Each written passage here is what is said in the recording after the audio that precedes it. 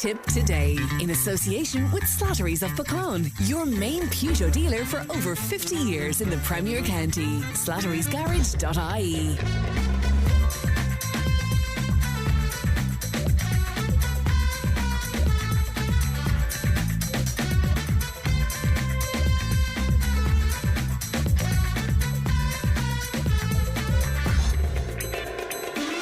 Good morning, welcome along to Tipp Today, 1800 938 007. That's our free phone number, won't cost you if you'd like to make a call to us. And Leanne is producing today. Coming up on the show this morning, Scramblers and dangerous driving.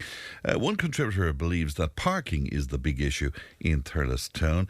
The Irish Farmers Association continuing their protest at the office of Bord Bia in Ballsbridge in Dublin. We'll be chatting about that. A new venture called Timeless Tales, would you believe? The Wellbeing Slot with Muriel, coins for charity, and a musical guest live in studio this morning as well. All of that and more coming up. You can text and WhatsApp 083 311 3311. You can email Tipp today at tippfm.com. Now our competition, we've teamed up with Jack Doyle's Irish pub and restaurant in Budapest to give you the chance to spend St. Patrick's Day in lovely Budapest. You and a friend will enjoy flights and luxury accommodation, plus the best of what the city has to offer: sightseeing, a Danube river cruise, and a night of dinner and drinks at Jack Doyle's, and it's Irish hospitality right in the heart of Hungary. You'll stay at the Dorothea Hotel, which is part of the Autograph collection of hotels, and perfectly located in Budapest, in the 5th district, in fact. And to enter, all you have to do is listen out for the song Budapest by George Ezra, and we'll play it 10 times before February the 12th. And when you hear it, and that's your cue to text, and if you text Budapest along with your details to 083 311 3311, we will select 10 finalists, and the winner will be announced on this very programme on Friday, February the 13th. So celebrating St. Patrick's weekend in style with Jack Doyle's Irish Pub and Restaurant Budapest, and of course Tipp FM. Let's have a look at the front pages of some of your newspapers today. The Irish Daily Mail, and the lead story on the Mail today: the government is planning to hold 2 pivotal by-elections in May of this year. Also featured on the front of the Daily Mail is Graham Linehan, the Father Ted creator, of course, and he told US Congress yesterday to put pressure on Ireland to have debate over trans issues.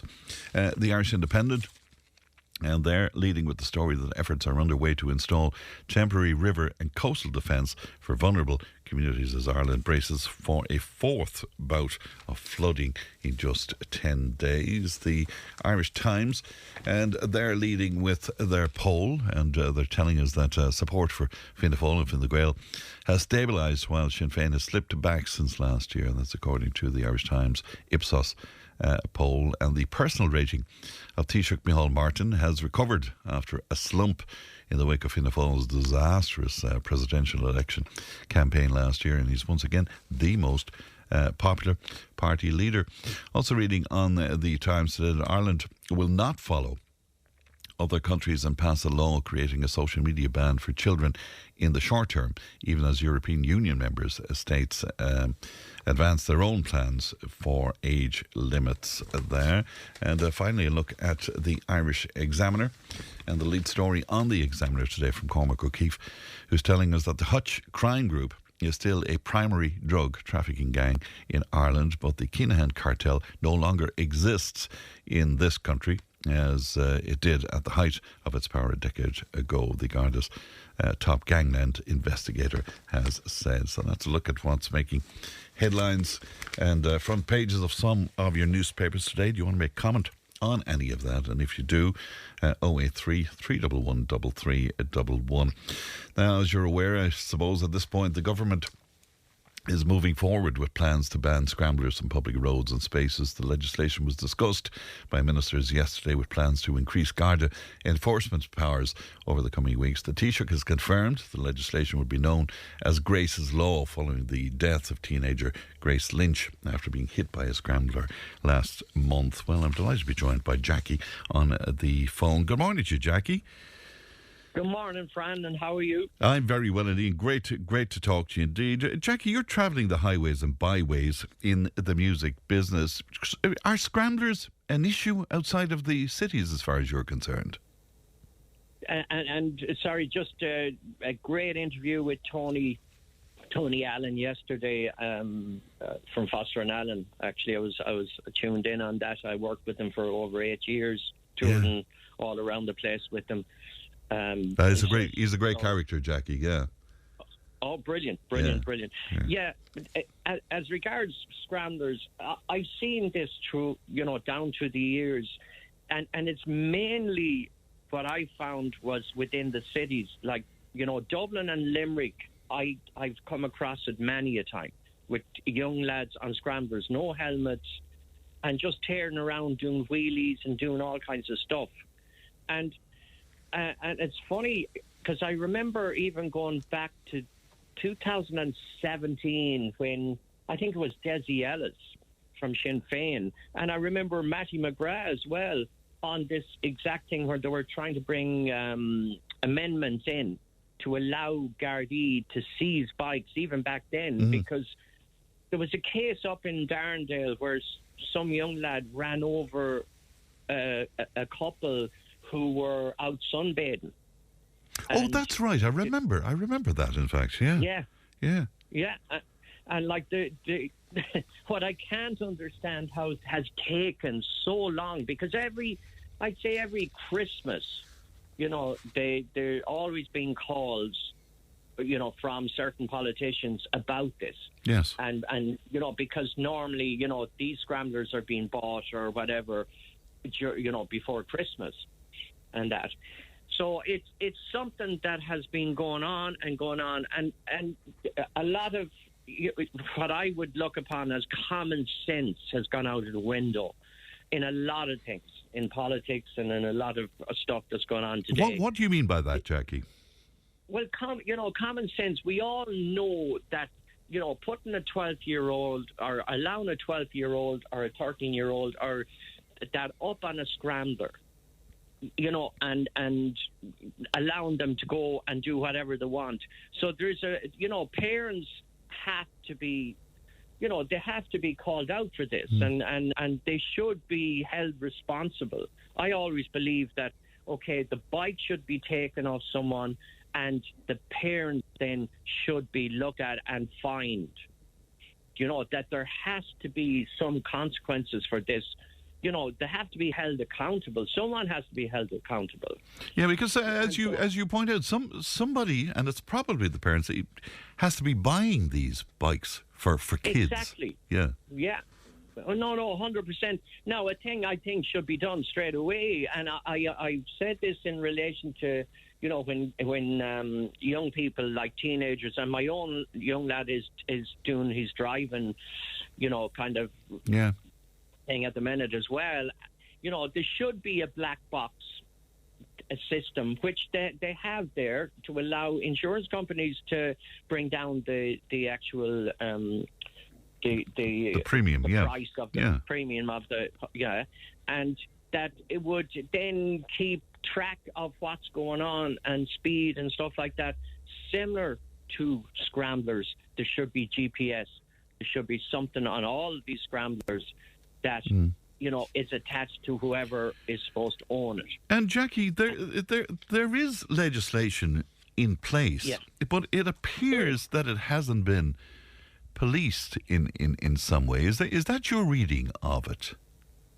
Look, there was a loophole, and I know they tried to do this back in 2017. And in fairness to, I think, Imelda Munster and Desi Ellis, because they were very vocal, and I remember, different people on about it at that time.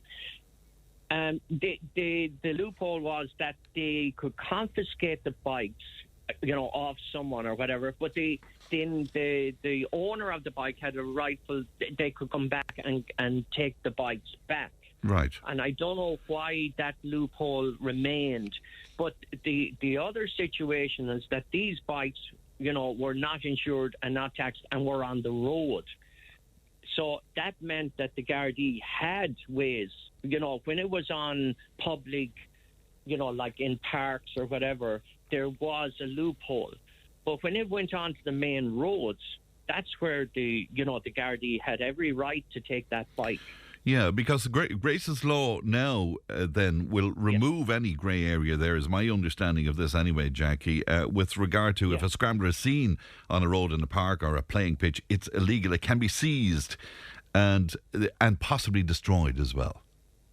Exactly, but there with the you have the issue with the scramblers, but there's also the issue with those e-bikes. Yeah, it's a huge issue. Huge issue. Huge issue. But and look, I've seen this, and I see this even around me with these scooters as well. Yeah, with no lights and dressed in black, and you're kind of going. And I see this regularly.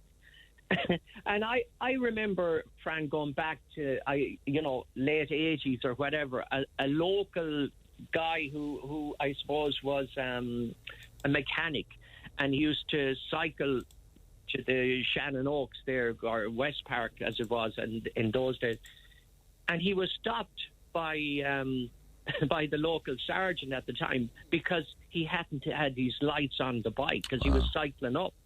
Now, that was back in the 80s. Where did all this go wrong? Yeah.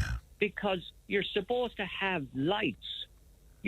We drive around in cars, and I cycle as well, and I use high vis, and I have lights as well. But like, we drive around with with lights on during the day. You have truck drivers have to wear high vis while they're driving a truck, and yet you have these cyclists who think that they can dress in black and not have any lights on their bikes or on their scooters. It's like, this is where the common sense, where is common sense gone? And you'd imagine, Jackie, that, you wouldn't need legislation for people using a scooter to put on high vis and possibly wear a helmet as well. Because, I mean, did you hear the neurosurgeon from Dublin coming out and saying the large amount of people coming to him, patients coming to him now, is due to falls off of these e-scooters, Yeah. No, I did. And it used to be the trampolines or that going back, 2 or 3 years ago, with kids having head injuries where 3 or 4 would hop up and start bouncing around, and there was a lot of issues with those. But for anyone to get up on a scooter, or a parent to allow a child up on any of these without a helmet, I don't know. I think, has the world kind of lost its marbles in some way, or lost its, kind of, as I call it, common sense? You shouldn't have to have a law for that. But now we have to, it's like everything has to be policed now. Where has... And what do you mean then it's turning into a nanny state completely? Well, It is. And look, another thing, and I rant on about as well, and it's got to do with where checkpoints, and I drive all around the country, and I suppose rarely, if I see 1 or 2 checkpoints in a year, I'm amazed, because one time, going back years ago, it was constant. You'd always... And you're doing thousands of miles a month. I know that, Jackie. So you're telling me with all of that driving, you're coming across very few checkpoints? Very few checkpoints. The only common checkpoint or that I would see would be if I'm coming back late some night and through Portumna over the bridge, and it's very possible that the sergeant will be out on the bridge, and I actually always stop and have a chat with him, because it's great to see. Yeah, we need more of that. But the fact that when they close down so many Garda stations around the country, and the so few Gardaí and resources are tight and all of that kind of thing as well. Yeah, well, again, Fran, I would start questioning that, because when I saw what was going on in Rossgrey, and in other areas where you're dealing with iPad centres and that, suddenly there's a lot of Gardaí. Or you go to the ploughing and you see the amount of Gardaí around the place. But yet, when it comes to what I would call normal, basic operations, suddenly there's no Gardaí, and they say, well, we don't have the resources or whatever. Well, how come they have resources for certain things? Now, they would probably say to you, these are emergency situations or they're special occasions where they bring people in from other jurisdictions and stuff. Does that hold anything for you, Jackie? I'm afraid not. No. I think that if we had more checkpoints, if that we had more people on the ground, more Gardaí on the ground, especially like in Dublin. I mean, there was serious issues around Temple Bar, where I had a lot of musicians who kind of contacted me, and we met with the mayor in Dublin at the time about this, and about that there should be more, Gardaí on the ground, because we had people who were instruments being pulled off them, being attacked, where they'd take the bus and they were or the Lewis or whatever, and then they had to change and get taxis to be safe, especially around Temple Bar. And now, in fairness, at the time, I'm going back 4 years ago, they did up the number of Gardaí on patrol, but then after so many months, that disappeared again, and we're back to the square one again. So, look, I honestly think if there's a will, I always say if there's a will, there's a relative. They will do it when, their backs are to the wall. But if there was, I suppose, more enforcement of the present laws. Yeah, because you said to Ali yesterday, we end up making laws upon laws upon laws, but at the end of that, nothing is being done.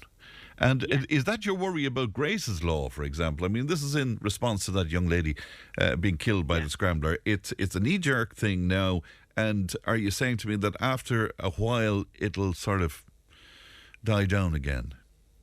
Well, again, I'm amazed at the speed of the legislation, that they can do this so fast. Yeah. Normally they're kind of going, well, it's not quite in place as yet. I mean, the plans are there, Correct. Yeah, correct. But look, it's like layers, and I just hope it's not optics that they're seen to be doing something, because it is a scourge. And again, I remember Desi Ellis, and I remember our own Matty McGrath talking about this going back years. Yeah. It's like, it's constant, that you bring these things, in front of people, put these things in front of people, and they talk about it, and then it's forgotten about, and then someone, unfortunately, dies or whatever, and then it's back on the table again. But Mary Lou MacDonald said that it was unforgivable that it took the death of young Grace Lynch for the government to act on this. Yeah, and again, I see these scooters on footpaths.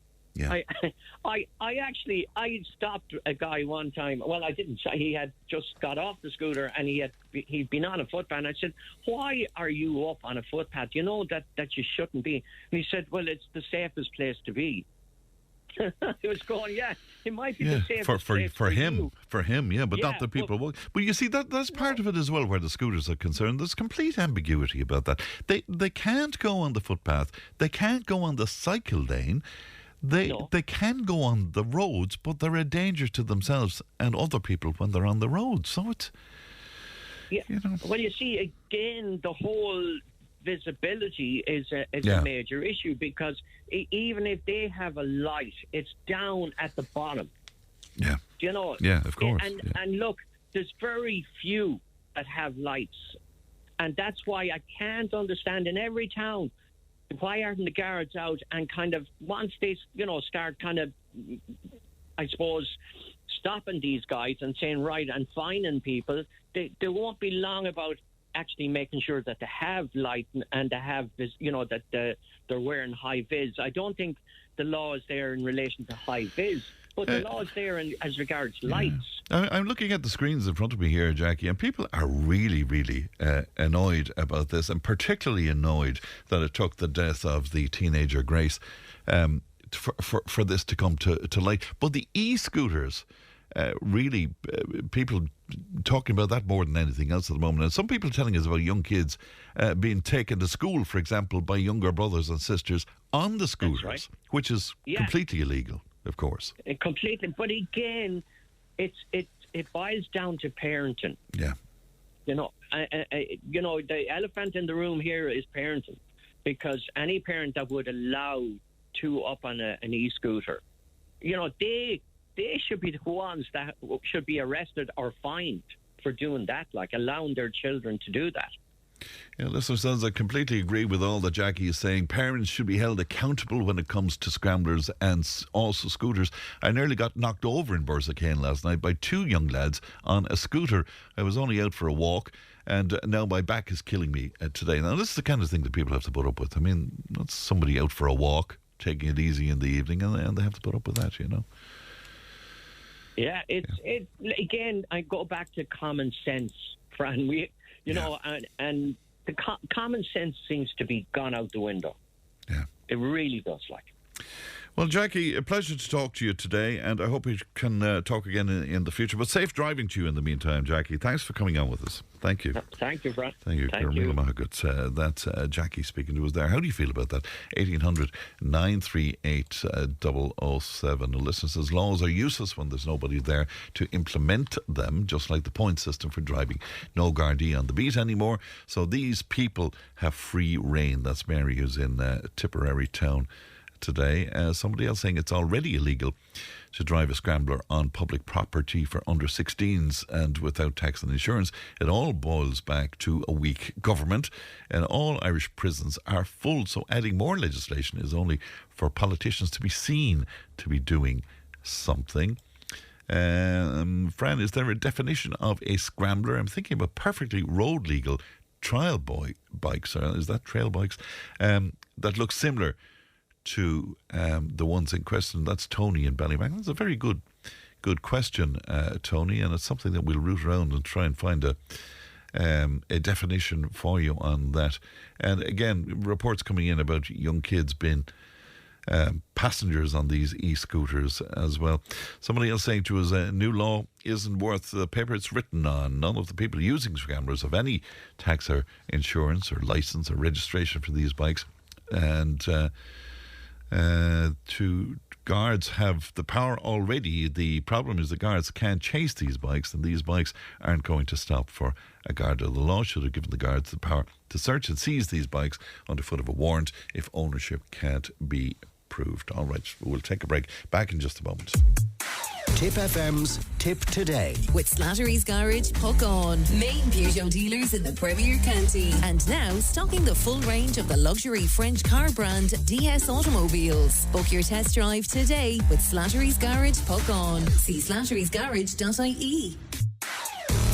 Tipp FM's Tip Today. With Slattery's Garage, Puckon. It's time to change. Test drive the award-winning range of Peugeot hybrids and fully electric vehicles at Slattery's Garage today. See slatterysgarage.ie. Well, last week we spoke about complaints regarding poor customer service in local shops. Customers have said staff are distracted on their phones, slow to respond and busy talking to each other instead of helping the customer. Now, Austin Broderick, however, argues that parking not service is the main problem where our businesses and footfall is concerned in our towns. And he joins me now. Austin, good morning to you.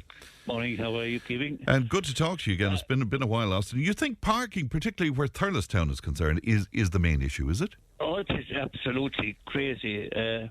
I'll just give you one instance. There are 4 wheelchair parking spaces across the credit union. And I went in last week to park my car, and the 4 were taken up, none of them by wheelchair people. Wow. But I have to say that there was no space left. I drove around the whole car park, and there was a space left to take. You know, so Now you have a disability yourself, Austin. So you're hit directly with this. I lost my leg 4 years ago. Yeah. But it doesn't stop me from.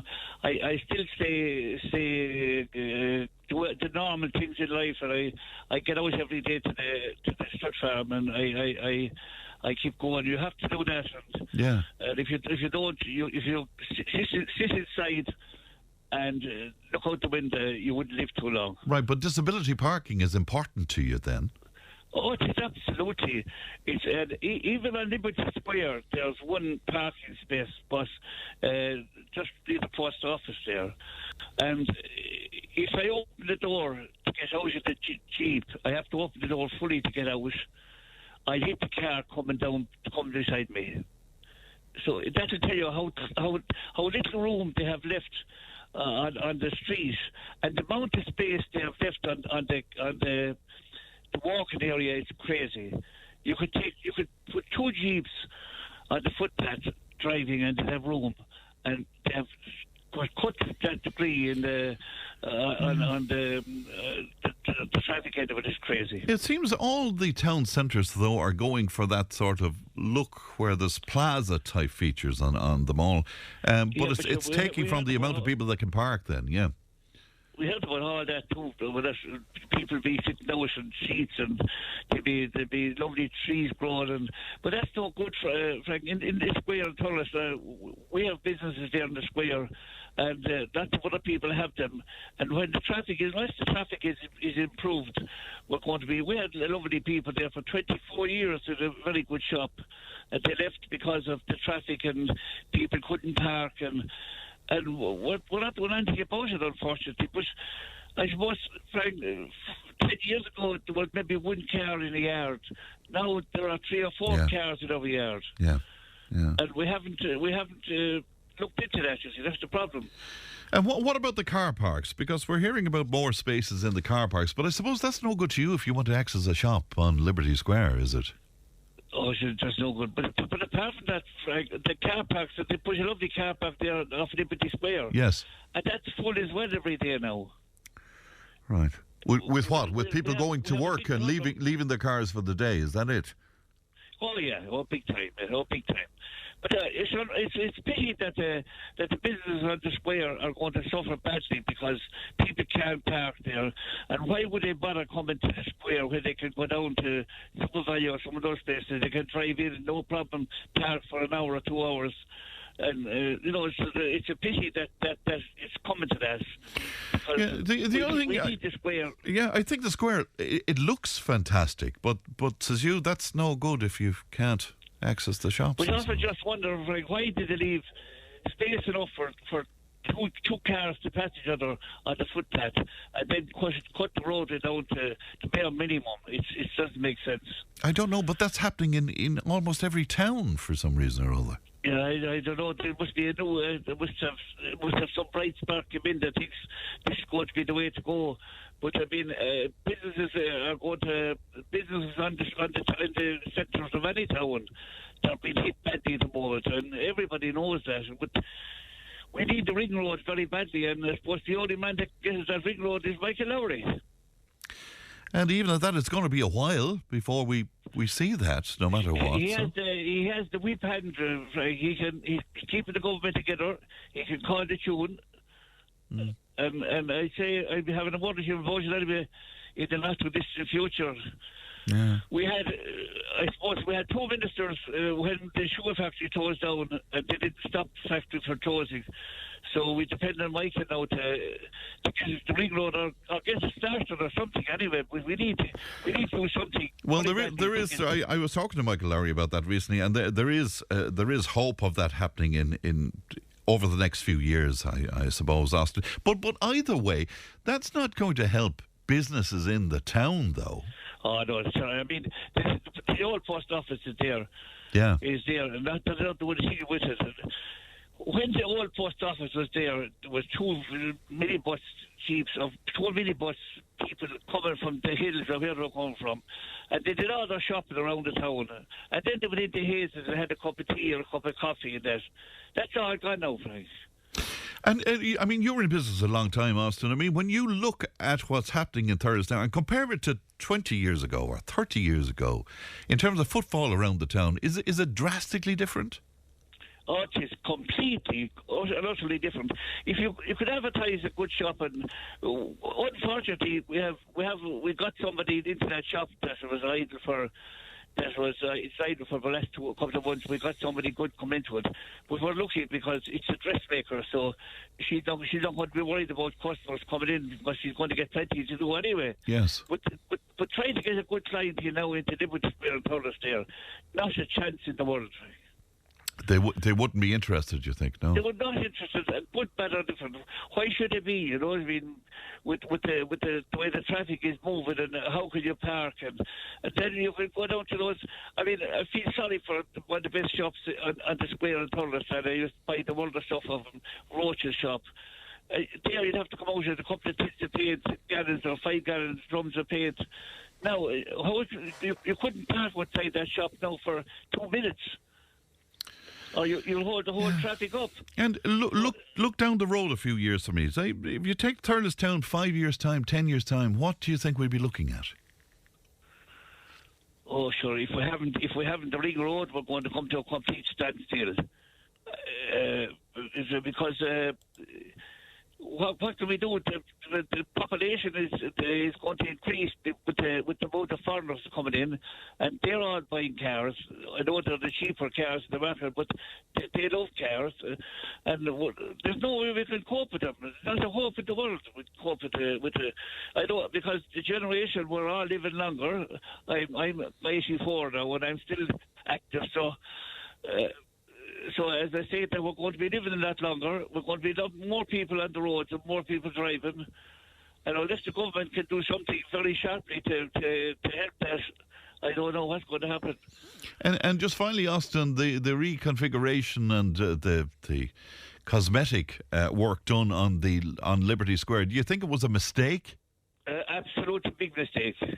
I just, unfortunately, I was in the Chamber of Commerce for a good 2 years, and if I wasn't in it when all that was coming up, and we would have made several attempts to try and do something about it, but then you could go to the paper for 100 times and they'd tell you this and that, but they'd still go back and do it their own way, you know, so... All right, Austin. As a small note of that, I was in Dunleary in the hospital there a few months back, yes. And I went up into the main ward to see what were the lads, and 5 of them in the ward were by motorbike accidents. Wow. And one fella called me over, and he was tears in his eyes, and he said, "Could you?" He had no use in his hands. Could you rub the flies off my head? My God. I tell you one thing, I wasn't in the best of coming home, you know. He was there, lying there, and the tears in his eyes. I say he was only about 23, 24 years of age. Oh, my. And he couldn't get the flies. Flies are not lodging on his forest, and he couldn't get the flies off. Isn't that unbelievable? People that have been given out, people that's given out about this and that and the other thing, should think about what that man said. Could you rub the flies off my head? My God. Austin, look after yourself, and thank you for coming on with us today. That's businessman Austin Broderick speaking to us there. 1800 938 007. Fran, I saw 2 adults on an e-scooter in Roscrea yesterday on the footpath, and a man and a woman in question there says, and to us, she figures they were not Irish people. I'm not sure whether or not that matters. But there shouldn't be 2 adults on an e-scooter, and they certainly shouldn't be on a footpath, and whatever nationality they are. 083 311 3311. Somebody else saying the reason that they have no lights is that it would run down the battery. Oh, I see. I hadn't thought about that. Okay, laws are useless. Nobody to implement them, says one of our listeners. Back in just a moment. Tipp FM's Tipp Today. With Slattery's Garage, puck on. It's time to change. Test drive the award-winning range of Peugeot hybrids and fully electric vehicles at Slattery's Garage today. See slatterysgarage.ie. If it matters to you, it matters to us. Call Tipp today on 1-800-938-007. Liam says, Fran, you should come to Kilkenny and watch the mothers on these e-scooters with their 6 and 7-year-olds riding to school. The child barely touches the handlebars to hold on to. What does that say about these mothers? Frank was on to say, Fran, when you spoke to Superintendent Eddie Golden yesterday, he said some young people on Scramblers tease the guards in the hope of a chase. Do they really think that these gurriers are going to take any notice of a new law banning Scramblers on the public roads? Also, Scramblers don't have lights, so they're already illegal on the public roads. Rose says cycling on footpaths a danger to people walking out of shops. It could be swept off their feet or worse, should be banned, says Rose. And yeah, I remember the last time we spoke about e-scooters on the footpaths. I was talking to, I think it was a lady from Clonmel who said that she came out of her gateway onto the footpath and was nearly cleaned off by one of these e-scooters, travelling extremely quickly indeed. Our government weren't long implementing legislation where vapes were concerned. Practically overnight, and when it comes to more pressing matters of safety on our roads, they just drag their heels on everything. It can take years for legislation to happen. Final one for now. The square in Thurles looks great, Fran, but the footpaths do need to be, I suppose that should read, don't need to be so wide. They could have extended and updated the paths without reducing the road width so much. Now, earlier on this week, Councillor Shane Lee discussed, among other things, the future of Grant's Hotel in Roscrea. Cahirlock of North Tipperary Sinn Féin, Dan Harty, was in touch with us, and he says that lots of promises have been made but have yet to be delivered on in Roscrea. He joins me now. Good morning to you, Dan. Very good morning to you, Fran, and a very good morning to your listeners. And thanks for coming on with us today. You think some clarity needs to be had on the future of the hotel, Dan?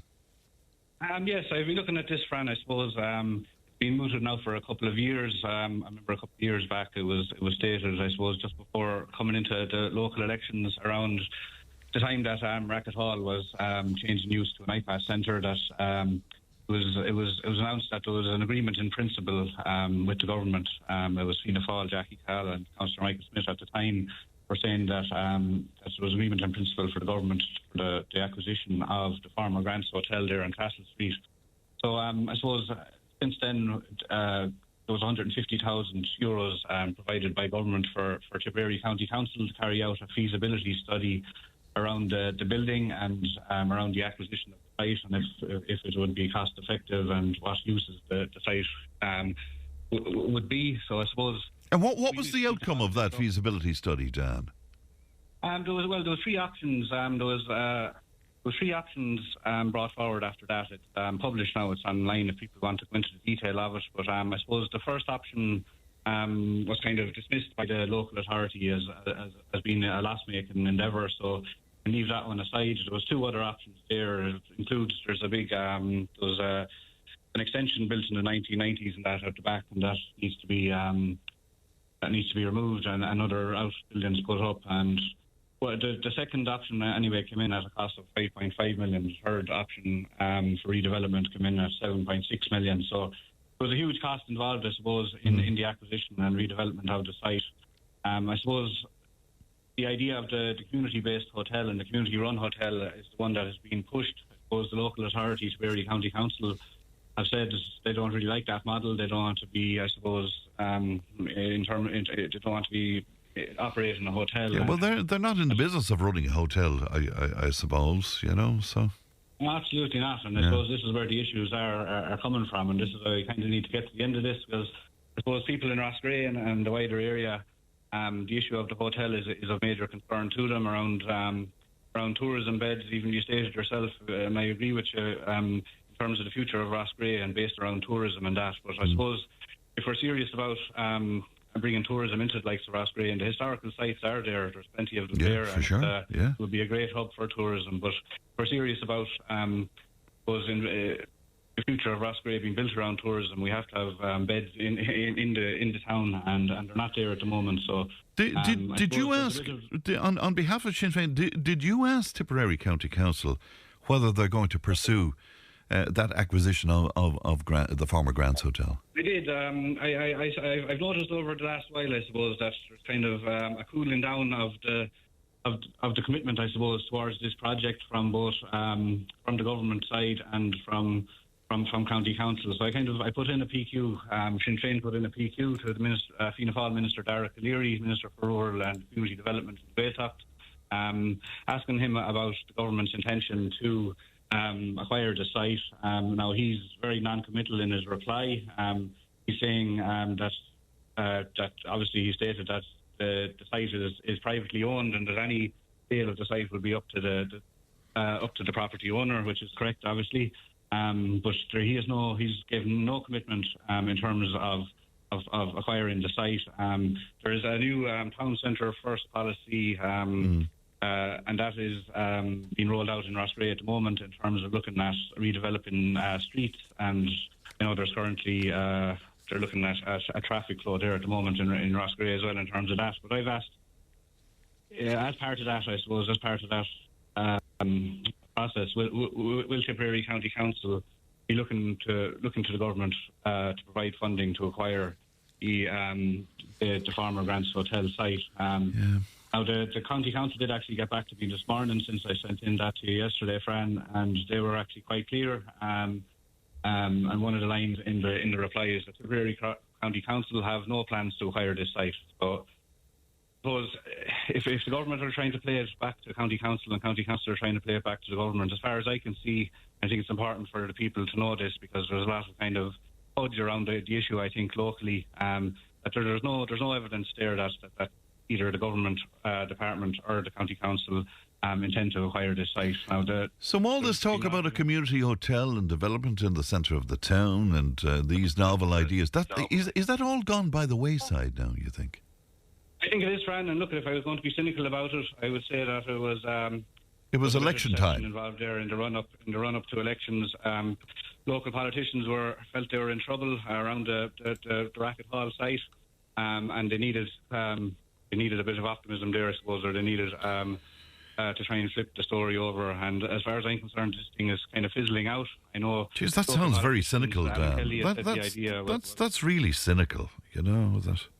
Well, it is, and look, I stand to be corrected if it's not the case, but all the information that I have in front of me, it seems to be the case. I know Alan Kelly, another local politician, has said the idea was stupid. Michael Lowry doesn't seem to have any enthusiasm around it, or indeed Shane Lee, who's on Team Lowry, don't seem to be pushing this. So it does seem to be a Fianna Fáil kind of idea and plan, and they've been the ones that have pushed it locally. And I suppose it's been pushed on the County Council now at this stage, they weren't the ones who were pushing the idea either, and they've poured cold water on their intentions. So the best that the people of Roscrea could hope for at this point, then, Dan, is that somebody with deep pockets would come along and buy the hotel and develop it. Yeah. Well, this is it. We're looking for. It seems to be the case that we're looking for a private investor to come in and a private operator, which probably would have been the best idea from day one. Now, this brings into question around the whole feasibility study and the huge figures that have been bandied about in terms of bringing this site back into play. Will that turn private investors away now at this stage? I think that's a serious question that has to be asked as well. And the €150 that was spent on it, is that considered a waste now, or what was the point of it, or is it all optics for people on the ground?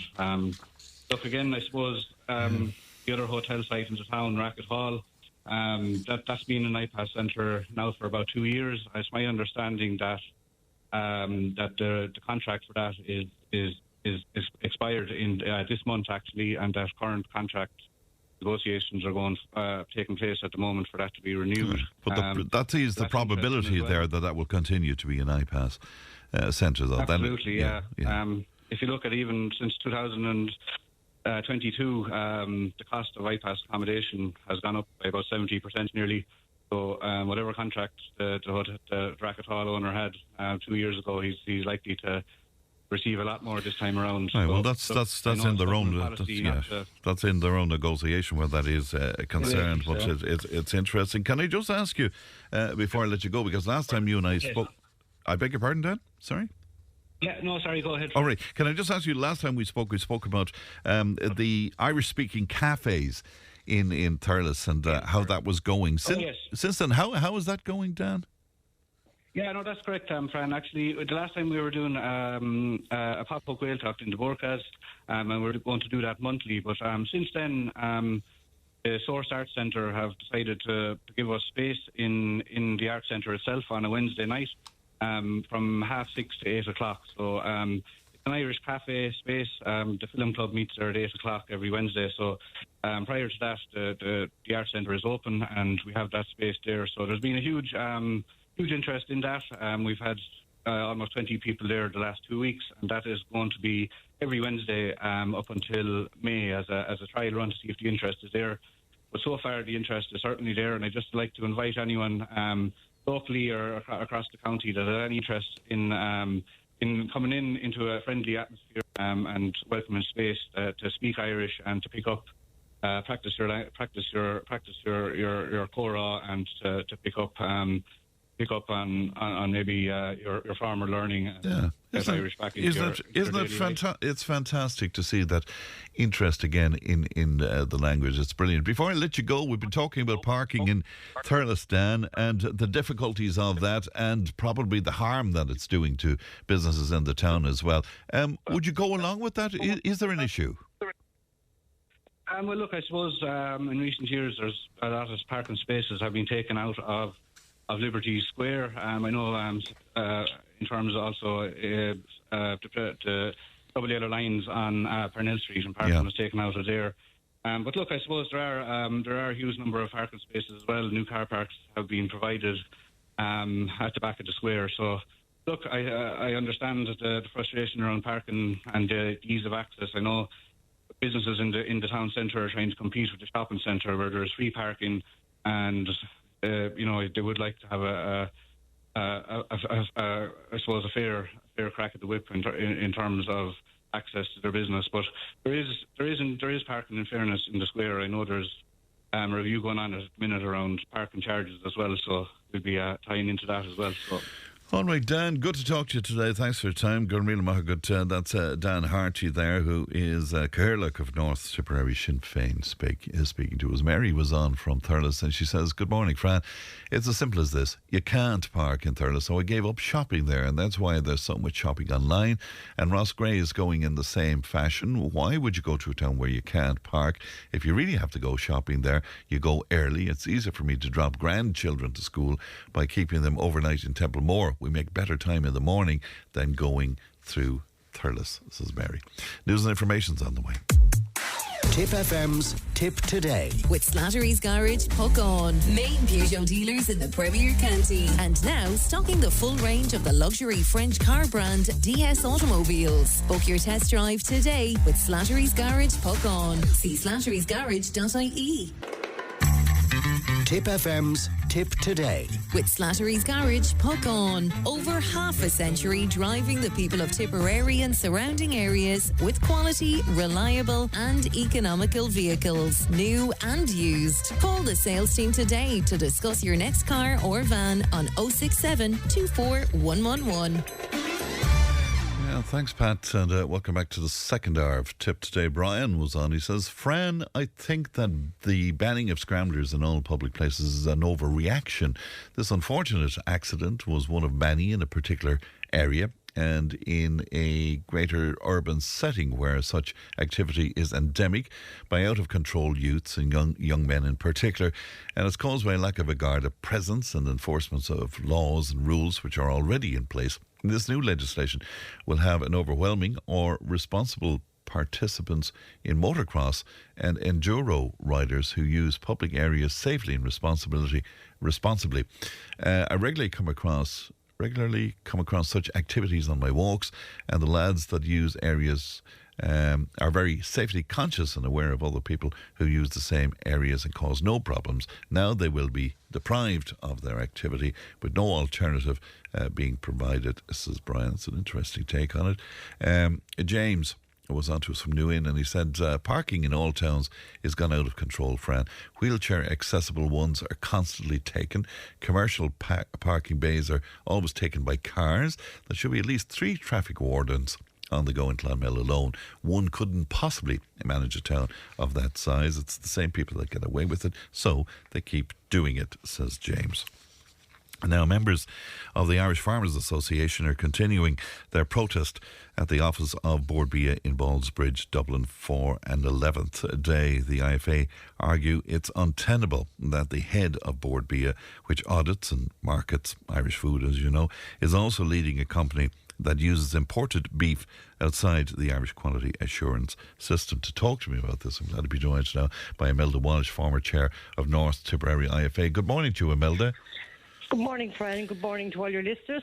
Great to talk to you as always, Imelda. What is the current situation? Is the building still occupied? Yes, there are still members of IFA inside the building, and obviously there's a presence outside the building also, Fran.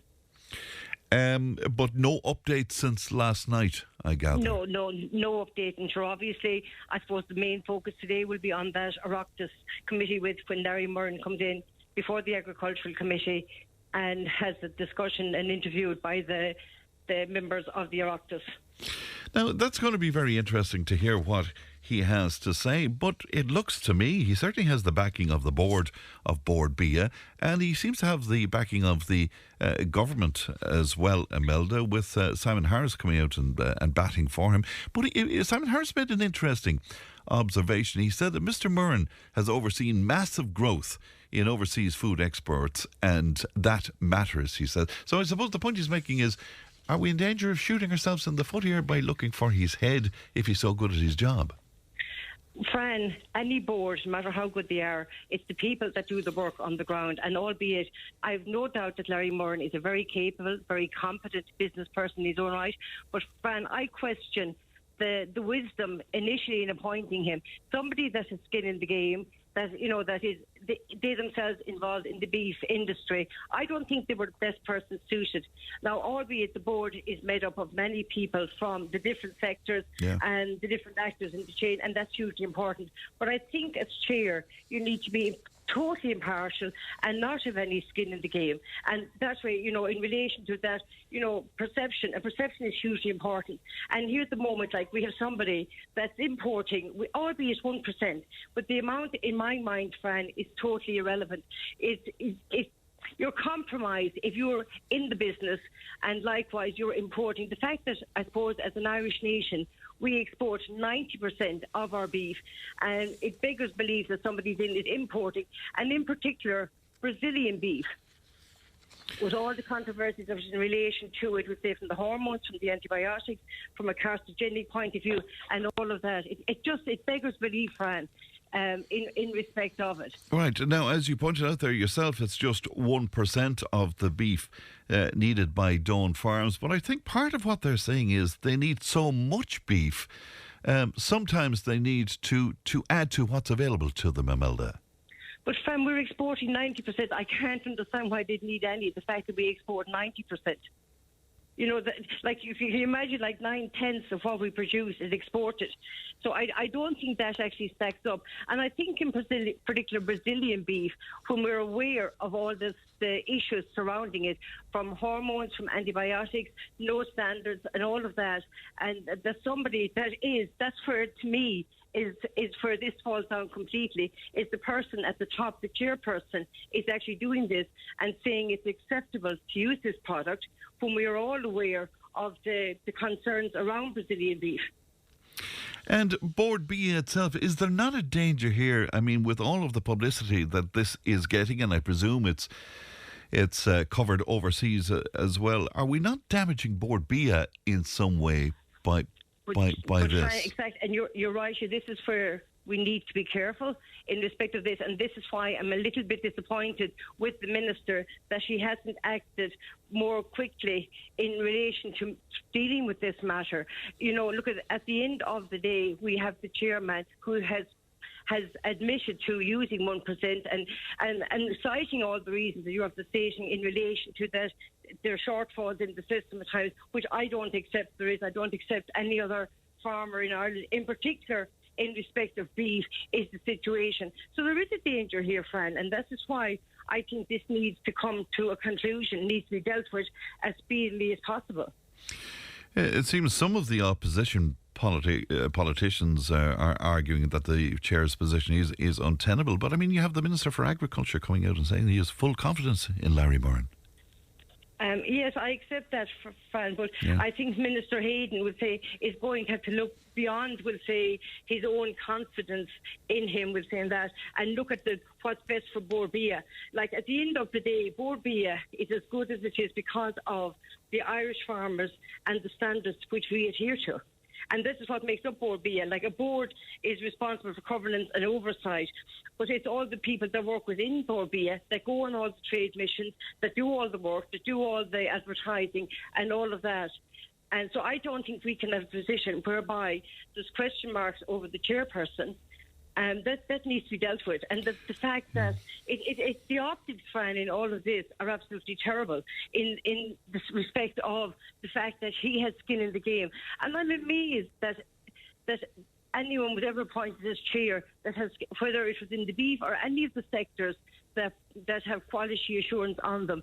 I think you needed somebody that was totally impartial, that isn't involved in the food industry at all, and has the level of governance and oversight that's needed in respect of this. Right, but this guy's been very successful in his role, and I presume that part of that is because of his experience within the business, Imelda. Oh, without a doubt, Fran would say he has lots of experience within that. But I'm sure there are many other people that are equally as capable and as competent. Like Bord Bia, the exports have continued to grow. My understanding is that Larry Moran is only there since 23 or 24, that he's been appointed, that he's not there that long. And Bord Bia was growing exponentially prior to his arrival, and I'm sure it will continue to grow prior to his departure, or following his departure also, which I think will be inevitable, in reality. And I suppose the government and both IFA, like both of themselves now, are entrenched in their views, and knowing IFA as well as I do, was saying going back to 60 years ago when the famous walk to Dublin and the sitting on the steps of government buildings and staying there, and some of the NFA was at the time being jailed. I don't see IFA backing down on this one, and I don't know that there's going to have to be a mechanism. Now, whether today is a Rockets committee will some way speed the process along in relation to it, or whether after today that people will be satisfied in respect of Larry Moran and the answers he may give.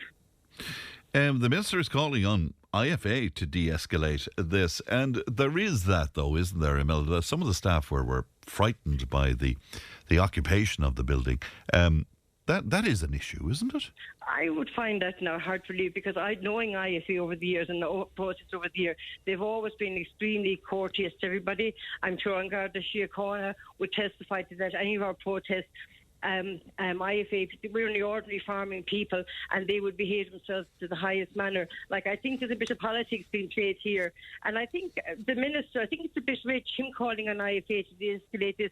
I think it's more appropriate in his role as Minister for Agriculture, and I don't think anybody welcomed his comments under Dáil privilege the other day in respect of comments he made in respect of IFA in this, and also in relation to comments he made, like, that would say the government have voted no on Mercosur, albeit at the 11th hour, and in respect of nitrate irrigation. This is what we expect from our Minister for Agriculture, to go out there and put on the green jersey, and that for Irish farmers. And you think he's not doing that, and by calling on IFA to de-escalate this particular situation, you think he's not showing support for farmers? I think exactly. I think, and there does need to be dialogue, but the Minister is the person, he's the Minister for Agriculture. The ball is in his court. I think he needs to bring everyone together and meet with say, the President of IFA and ICMSA and all the other farming organisations, not just picking IFA, all of them will say that. And there has to be confidence. And at the moment, that confidence, because I know the rigours the farmers go through in respect of their Bord Bia audit, and rightly so, because as a consumer, when I go in to buy something, Fran, I want to be assured of where it is. But I think that confidence may wiggle away from consumers if they're not satisfied in respect of what they're buying, thinking they're buying Irish, when in actual fact there may be 1% of Brazilian beef, and haven't been aware of the dangers and the concerns around that product, I think that they're rightly entitled to be concerned. So the minister needs to deal with this, Fran. So it undermines that whole quality assurance scheme, I suppose. It's so much without a part shadow of a doubt within that. Like, you know, and I would hope on his next appointment of a chairperson to the board that you would bear in mind that having somebody that has skin in the game isn't the most appropriate person. There are lots of very, very good people out there that would do a wonderful job as chair of that board, but I don't think it's appropriate at any time parking Larry Moran. And even if there was no Brazilian beef in question, I think it would be far more appropriate having somebody that was completely impartial to the food industry being chairperson. Is there anything that Larry Moran could say to that Oireachtas committee today that might change the minds of farmers, do you think? Or are the minds made up at this point? I think the minds are made up. I think the fact that he has admitted to using Brazilian beef, and Brazilian beef in particular, and in the fact that but a tiny amount. But Fran, a product is either safe or it's not. That's what I feel about it. Like 1%. Like how much is 1%? How many tons is it? Like, you know, a product is either safe or it's not. You know, it's like saying it's okay to drive with 1 pint. It's never okay to drive with any alcohol in your system. You know, and it's more than like it's but it's a massive, massive concern. So if you were composing a questionnaire for Larry Moran today, what would be top of that list? What do you think he should be asked? My first question would be for Larry Moran is, why did he think it was appropriate under any circumstances to be using Brazilian beef, knowing what we know in respect of it. And this is something that has been going on and has been known for the last 25, 30 years in relation to when Mercosur was trying to be negotiated over the last 25 years when all of that was going on. And it was known at that stage the dangers around Brazilian beef, the use of hormones, the use of antibiotics that have been banned in the EU for the last 40 years, Fran, like 40 years. So it isn't that we're talking about regulation that has come in the last 5 to 10 years, like over 40 years ago, when we didn't know as much then as we know now, and they were still banned in the EU and in Ireland. Is it possible, Imelda, that this is going to open up something much bigger? I mean, what other food companies, for example, possibly were doing the same thing? Well, possibly within, and I suppose in respect of chicken as well, within that, you know, and I just think like we all, as consumers, we go in, we expect what we're buying is safe food. But it's even, Fran, it leads on to the whole misleading labelling. And you go in there and you see something and it sounds Irish. And like consumers are busy people, like, you know, rearing their families and, you know, trying to keep up with everything. And you go in there and you see something in your supermarket with what bears what you perceive to be an Irish name, and you're picking up, and then you, without realising that perhaps that this isn't produced to the same high standards that food in Ireland and the EU is produced to. If it's a case, I mean, with all the support he's getting, I don't know, it's probably up to himself at this stage to decide whether... Yes, and I think, Fran, if he had the interests of Bord Bia at heart and everything else, and that's paramount in all of this, I think he should do the right thing and stand aside. At the end of the day, this is bigger than Larry Moran. This is bigger than ISA. This is about our how we're perceived on the world stage in relation to marketing our food abroad and everything else, you know. Right, but either way, Emil, is it fair to say that Bord Bia have been damaged a little by this?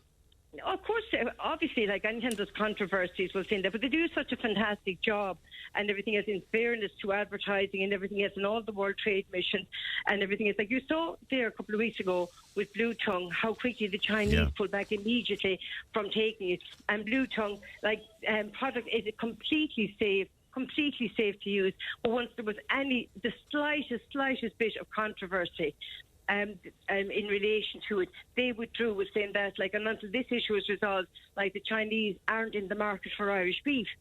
So we have to be very, very careful here in relation to. So I think, in my mind, would say, look, it's possibly going to be a situation where Larry Moran is going to have to decide himself. Albeit maybe with a word from the minister or whatever, with saying that I think this has gone on too long, and I don't see any resolution other than with Larry Moran having to stand aside from his position. And it may well come down to himself deciding that Bord Bia is the thing that's important here. And if he wants to take credit for the growth, and he needs to stand aside. Well, in fairness, there was Simon Harris who was giving him that credit for the growth in overseas food exports and the like, Imelda. Well, and if he wants to take credit for that, he needs to be the bigger person here. Like the way in saying it is, this is much bigger than, we say, Larry Murren or the IFA or the government. And, it's huge benefit. The amount of exports that go out of the country here, the amount of jobs that are underpinned by Irish agriculture, but also for any farmer getting up this morning at 3 or 4 o'clock, calving a cow or lambing a ewe, and feeling that, would say, all the work and all the hard work they put in ensuring that they meet the standards that are required, and rightly so.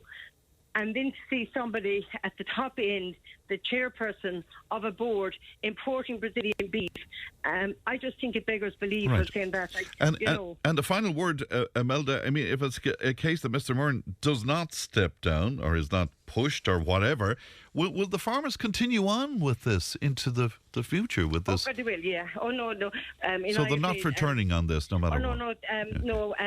It's like the song, I Won't Back Down, IFA Don't Back Down, and they will be backing down. And certainly on something like this, that, where we say, we've over 70,000 farmers members, and I think the longer this goes on, the more sympathy and empathy is going to grow with farmers. We see it in the UK at the moment in respect of what's going on over there with farmers, and, we say people that have nothing to do with agriculture whatsoever are now rowing in behind farmers. So I just think everybody needs to take a little step back here. Minister Hayden needs to change his tone in respect of, would say, calling an IFA to de-escalate it. He's the minister. He needs to man up and do his job. It's interesting, when he took over the portfolio, you and I spoke, Imelda, and I know you were hopeful. Are you? Yeah. What do you think of his work so far? I'm just disappointed with him with saying that, because I suppose, in fairness to delegation, did a great job. I just can't. I suppose for me, I find it hard to believe how poor judgment they actually have on this matter, that they don't see the importance of the 21 billion of exports and the continuing growth. And Bord Bia is much bigger than one man. Right. You said you did great on derogation, but I mean, let's face it, that was the sop that was thrown to farmers for the possibility of pushing Mercosur through, wasn't it? Oh, sure, exactly, it was. But in fairness, he did engage and he did go out there and everything else. So I don't always believe in knocking people with saying that. But and I've always said it, in the middle of last year, I did say to some of my friends and colleagues that I felt that the derogation would be achieved, but on the back of Mercosur, that was going to be the sacrifice land, that the beef farmers were going to be thrown to the wolves, and everything else, and only for independent Ireland and all of that was going on, to be fair to them, and it's only the 11th hour that our Taoiseach would say, came out, because the conversations he had when he was in China certainly did not inspire any confidence that he was going to do the right thing. And I know, albeit they're saying it's within the programme for government and they'll cite that line, and we always committed to it, but certainly anybody listening on that Wednesday evening to the Taoiseach's interview in the media certainly wouldn't have come away feeling that this man has the backs of Irish farmers. All right. Good to talk to you, Imelda. Thanks for your time this morning. Likewise, Fran. Thank you. Bye-bye. Right, Imelda Walsh there, former chair of North Tipperary IFA. How do you feel about that? 1800 938 007. Fran, I'm a beef farmer. It is mad that we have Bord Bia to sell agricultural products on behalf of private beef factories, is one of our listeners to us today. Lots more coming to us. I'll have a glance through it and I'll bring it to you in just a few moments. Tipp FM's Tipp Today. With Slattery's Garage, puck on. It's time to change. Test drive the award-winning range of Peugeot hybrids and fully electric vehicles at Slattery's Garage today. See slatterysgarage.ie. Tipp FM's Tipp Today. With Slattery's Garage, puck on. Main Peugeot dealers in the Premier County. And now stocking the full range of the luxury French car brand DS Automobiles. Book your test drive today with Slattery's Garage, puck on. See slatterysgarage.ie. Michael is in Killinall. He says, Fran, Ireland needs to trade away from America. Mercosur should be welcomed. All America wants are tariffs. We need Mercosur and many more trading blocs like that. The farmers think they own Ireland. Says Michael, who's out in Killinall today. Now, a Tipperary woman embarked on an interesting fundraising campaign during COVID, which has led to her raising thousands of euro for various charities across the county. It's a kind of a simple idea, but it certainly has proven very successful. And Anne Shanahan joins me now. Good morning to you, Anne. Good morning, Fran. And good to talk to you today. Will you tell me about this idea that emerged during COVID, Anne? Well, actually, this idea emerged just before COVID. I was involved in a singing circle in Ballsbridge, and one of the ladies asked me would I collect some brown coin for her for the hospice. And I collected €400. And then that was it. But I thought it was too good of an idea to let die. Yeah. So I continued collecting myself. So then I started collecting for different charities locally. I collected for Karma in Nina, which is a pity that finished. I collect at the moment for the Silver Arch in Nina. Then we had a great collection here, which you were involved in, for Sophie's Wish here in Ballsbridge. Yeah. 400 went to the Maria Keating Foundation. That's a great idea. Tell me how it works, Anne. I just ask people if they have coin in a jar, when they throw it into a bag, don't have to sort it, don't have to count it, and give it to me, and I count it here at home, and I put it into the bags of what it should be in. And some of the shops will take the 10s and 20s and 50 cents, and then the rest I take into the Silver Arch in Nina, and they lodge it in their account. Yeah, because I was going to ask you about that, how you dealt with it then when you've collected it, because it's kind of hard to find anybody nowadays to take coinage, really.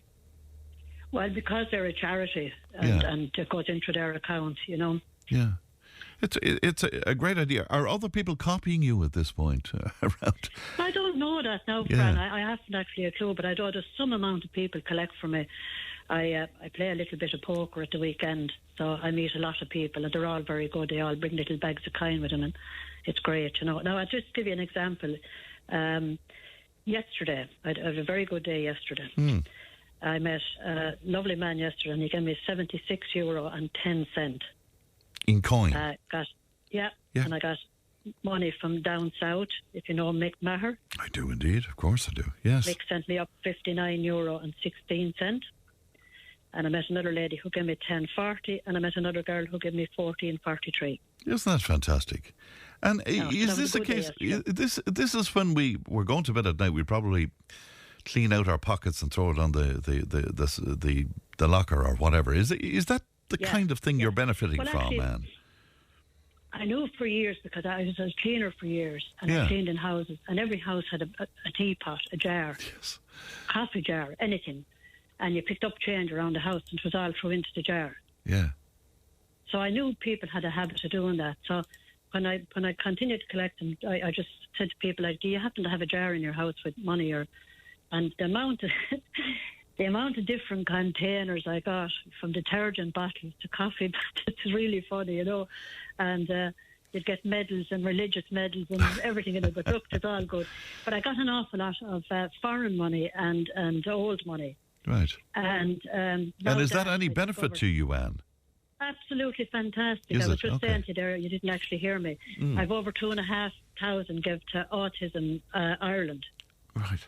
Fantastic. Because there's a container in the credit union in Ballsbridge, and any old or foreign kind I get, I put it into that.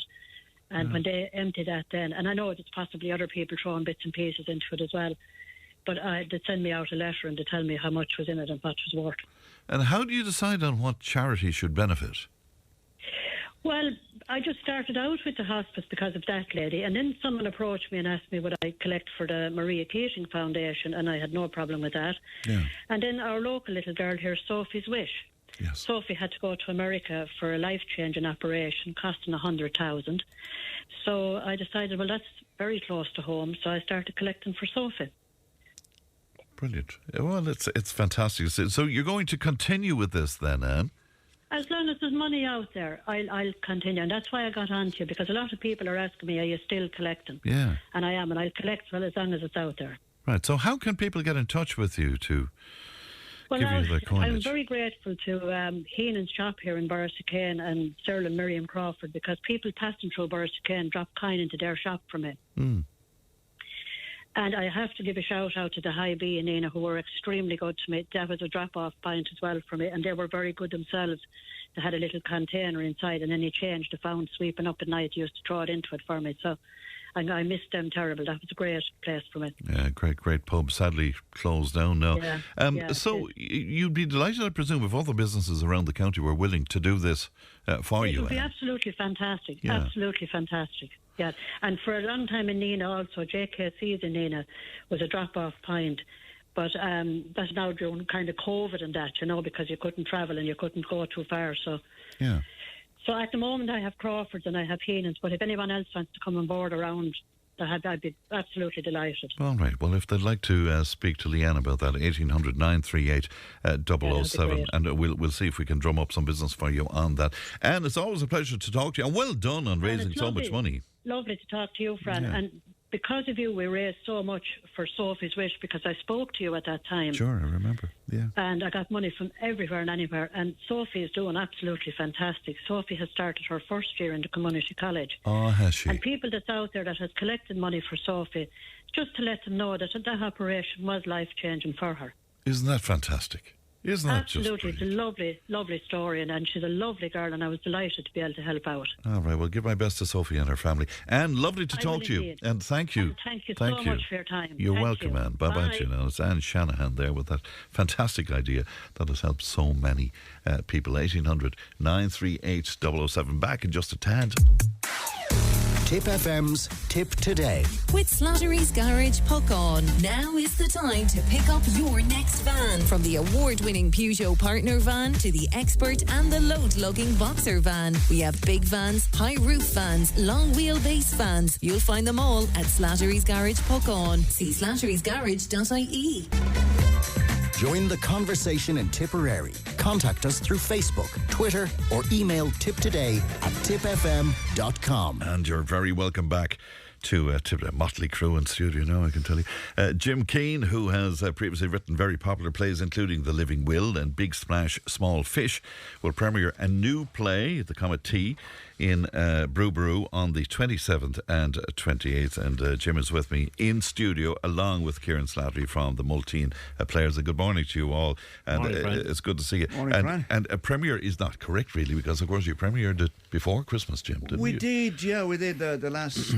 the first weekend of December, or week in December, we had the premiere of it in the community hall in Knockavella, and we had 4 sellout nights there. And that was a great relief, I have to say, because you never know with a new play. You're always the same. You always tell me that you're anxious before these things, and they always sell it. I have about as much faith in my own right now as I have of being able to go to the moon. And Kieran, they were tremendous nights in Knockavella. They were superb, Fran. Yeah, absolutely superb. And look, we were honoured even to, like Jim had to be Jesus right now beforehand, because we didn't know how this thing was going to work. But we were honoured to get the chance of hosting and putting on the performance and putting on the play. And it was just crazy. It was a remarkable success, and the feedback we got, even days after, not alone on the nights, was just superb. Isn't it great altogether? So the comma T then, and it's a comma, an actual comma in the title of the play. Yes. Yeah. And of course, we're all aware of the comma T's, Jim. Will you tell us what? Yeah, well, I have, I suppose, had the experience of an odd comma T. Some very odd comma T's. And I suppose I had thought about writing this for years, and actually, Fran, to be honest with you, this play took 3 years to write. Did it indeed? Yeah, it did, because I hated it. You see how he frightened us? I started writing it, and then I gave it up, and then I took it up, and bits and pieces coming and going from it, and eventually I decided I had to finish it, right? Because I was sick of it, and I was sitting there, and then I decided, well, what am I going to do with it now? We put it on or not? And Knockavella back in September were, as they do, they meet and they're talking about what are they going to do. And I gave them the script to read with a couple of other scripts to see what they might pick for their production, and they decided that they would go with the comedy. Right. Tell me about the comedy. A fictional village, I think, is it 5 men, 5 women? Yes. Featured, yeah. And these nice people come together to restore the parish hall, which is dilapidated and is now being used as a den for youngsters who gather to have a an occasional can. I see. And whatnot. So they decide anyway. One particular lady who was a retired teacher decides her mother was very highly involved in the hall when it was going. I mean, this is a story that could relate to any parish in Ireland. Yeah. And she decides to see can she form a committee to get the hall restored. Very good. And then the shenanigans. Well, it doesn't go as well as she thought it would. I see it, teacher.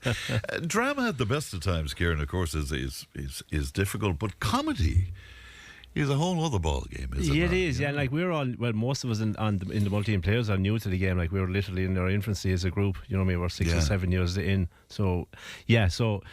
Yeah, Jim has always told us that comedy is a tough one because you have to be snappy and you have to be quick, and obviously you have to get the laughs and the cues have to be bang on, and no more so in any of the plays that we've done as in this one, you know what I mean? And Jim has a slight habit which a lot of people may not know, that you give him a script, or he'll give you the script and maybe happy out, or maybe 6 weeks into rehearsals, and he'd come in one night in rehearsals and say, lads, I have an idea.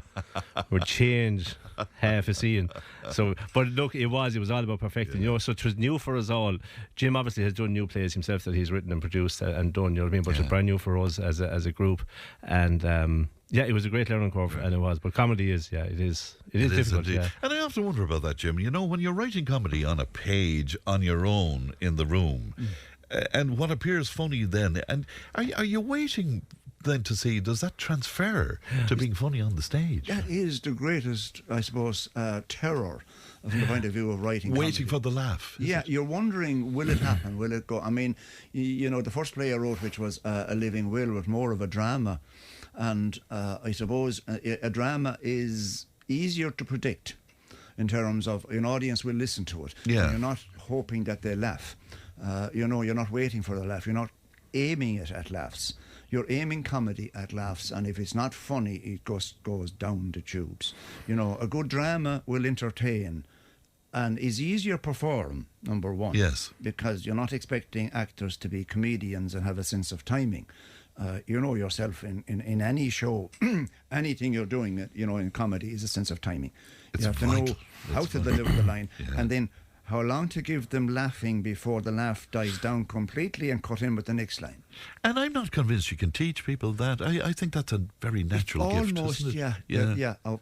If you get 10 actors on a stage and you're looking for comedy actors, you probably get 2 that are actually able to deliver comedy. Isn't that amazing, isn't it? Yeah. You only hope the rest will follow.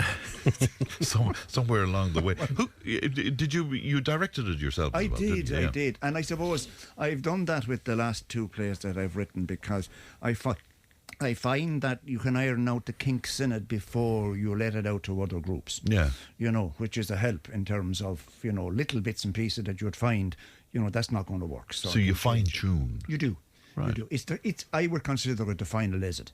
Right, okay. You know. Yeah, and I can understand that, because, as I say, you're transferring from the page to the stage. That's it, yeah. There's dynamics there, I suppose. Yes, and I suppose I don't know, John B. Keane back in the day would have had the Listowel players at his disposal, and they would have performed his plays before they went anywhere else. Yeah. You know, so he would have fine-tuned them, you know, at that level.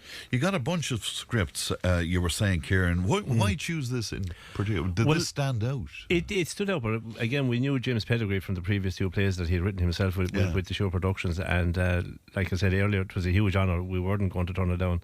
It was a huge chance, even though we are relatively new to the drama scene as a group, but it was a huge opportunity that may never come knocking again.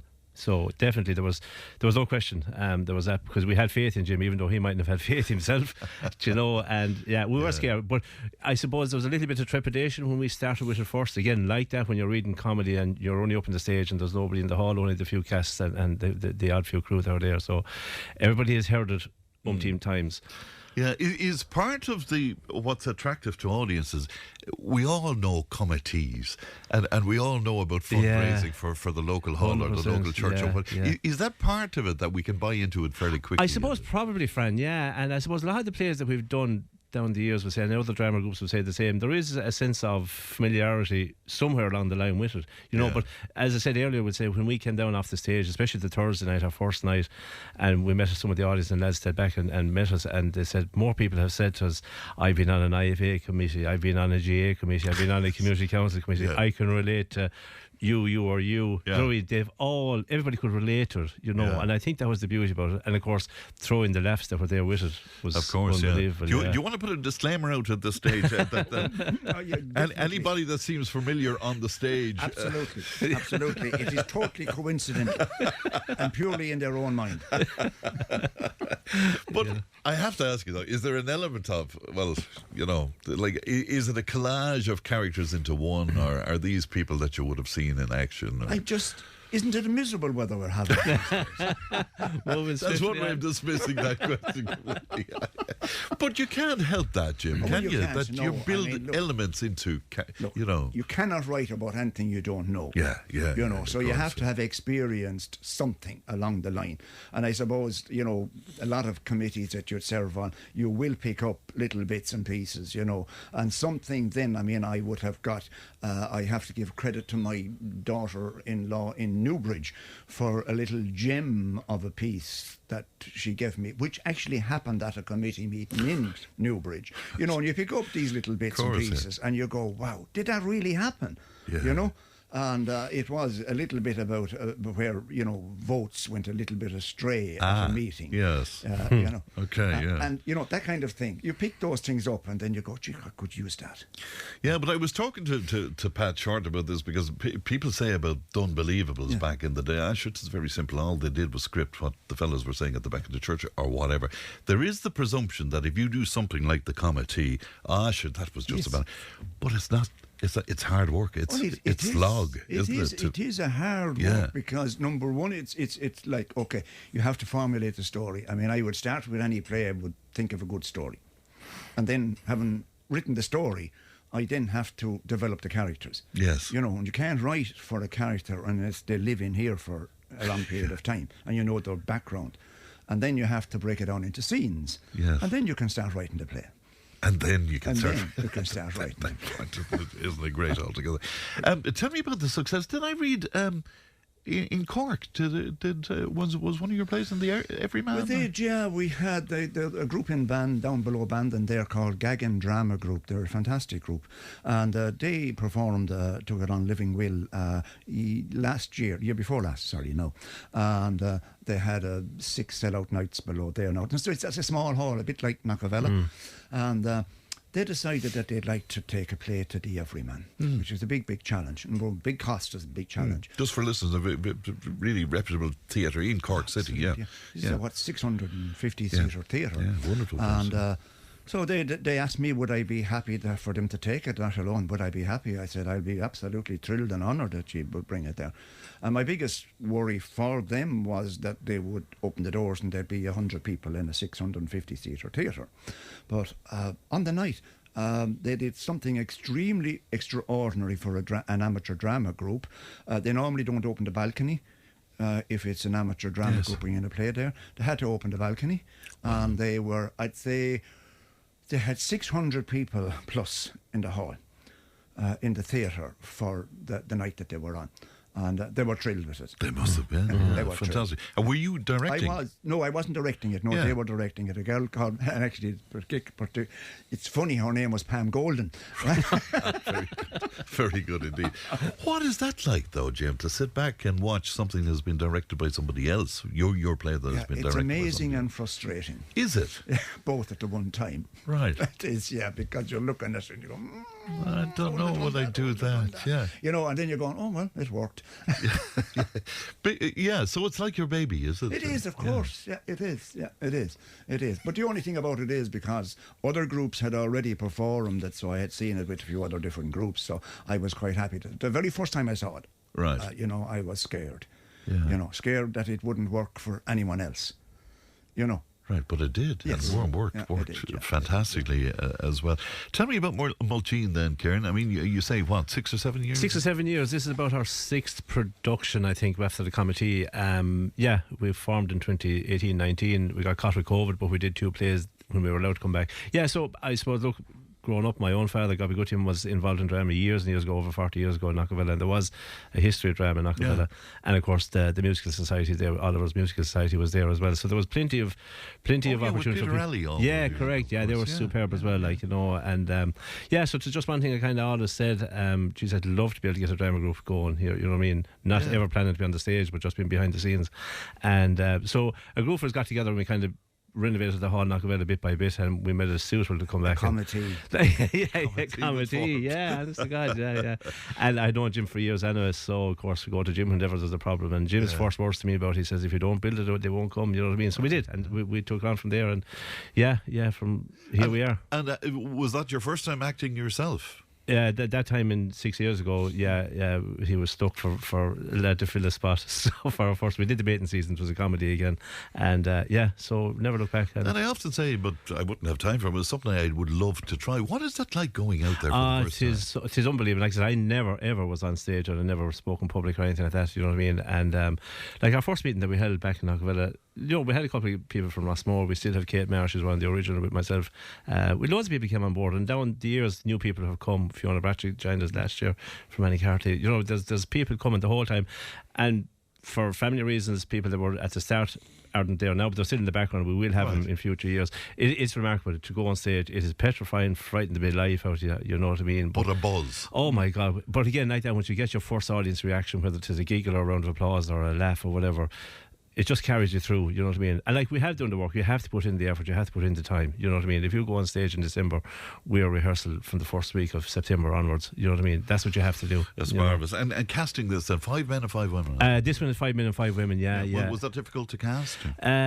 James. Oh, look at this, look at this. Look at the way he passed that over so deftly.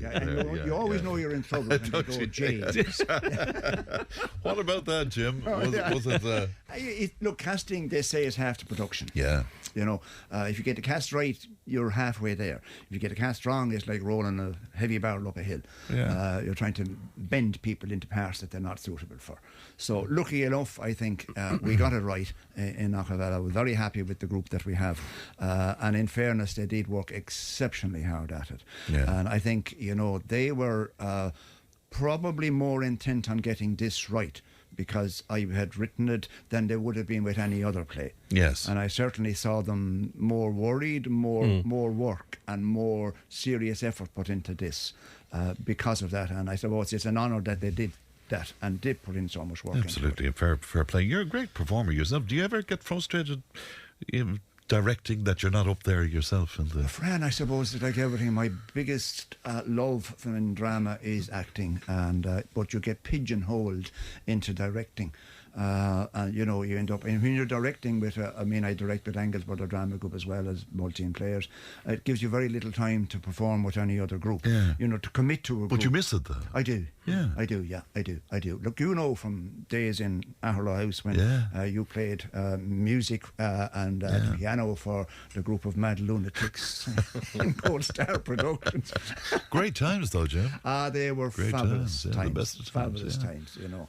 You think about it, you know, filling that place there on Tuesday night after night. It was fantastic. If people want to get tickets, I'd imagine these are selling extremely well. They're going well at the moment. They're only kind of kicking off. Yeah, we only kind of kicked them up, but we're surprised. We're well over 25% capacity sold for the both nights. Isn't that amazing? Yeah, amazing. And like, we're still 3 weeks out or so, which wouldn't be normal for ticket sales. So if people want to pick up tickets, then what's the best way to do that? You have a couple of options. You have, and there's a few tickets still on sale in Dundrum villages in both Hefferons and Cronin Centre in Dundrum. If you want to pick them up there, there's only a few left there, and your best option, other than that, is online at brewbrew.ie or ring their box office on 062 611 22, and they will reserve, or you can pay over the phone for them and they'll be there for you. But look, yeah, it is, but it was a huge sellout, and we had a waiting list of people for the 4 nights that we couldn't facilitate.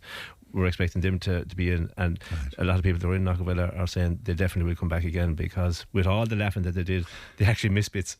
You know what I mean? The feedback has been fantastic. It has, it has. Yeah. Jim, congrats on all of the success, and well done to you. I'm delighted for you indeed, and Kieran, much more success to Maltine as well. Thanks for coming to us today, Tom. Look to Agus and Old Sick Chucked. Tipp FM's Tip today. With Slattery's Garage, puck on. It's time to change. Test drive the award-winning range of Peugeot hybrids and fully electric vehicles at Slattery's Garage today. See slatterysgarage.ie.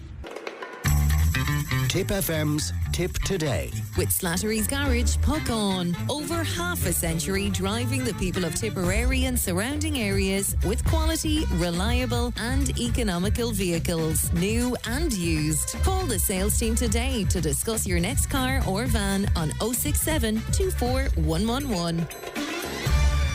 Thanks, Pat. A listener on to say I went to see the Committee in Knockavilla last December, and what a night of entertainment. I was laughing so much I missed half the comedy, so I tried to get a ticket for another night, but it was booked out. When I heard the production was going on stage in Brewbaroo, I booked tickets for both nights. I can't wait. If you haven't booked a ticket, do so straight away, as you really will have a tonic of a night. Best of luck to Jim, the cast and crew of this wonderful production. Isn't that lovely indeed? And somebody else was on to us about that as well, if I can find it here.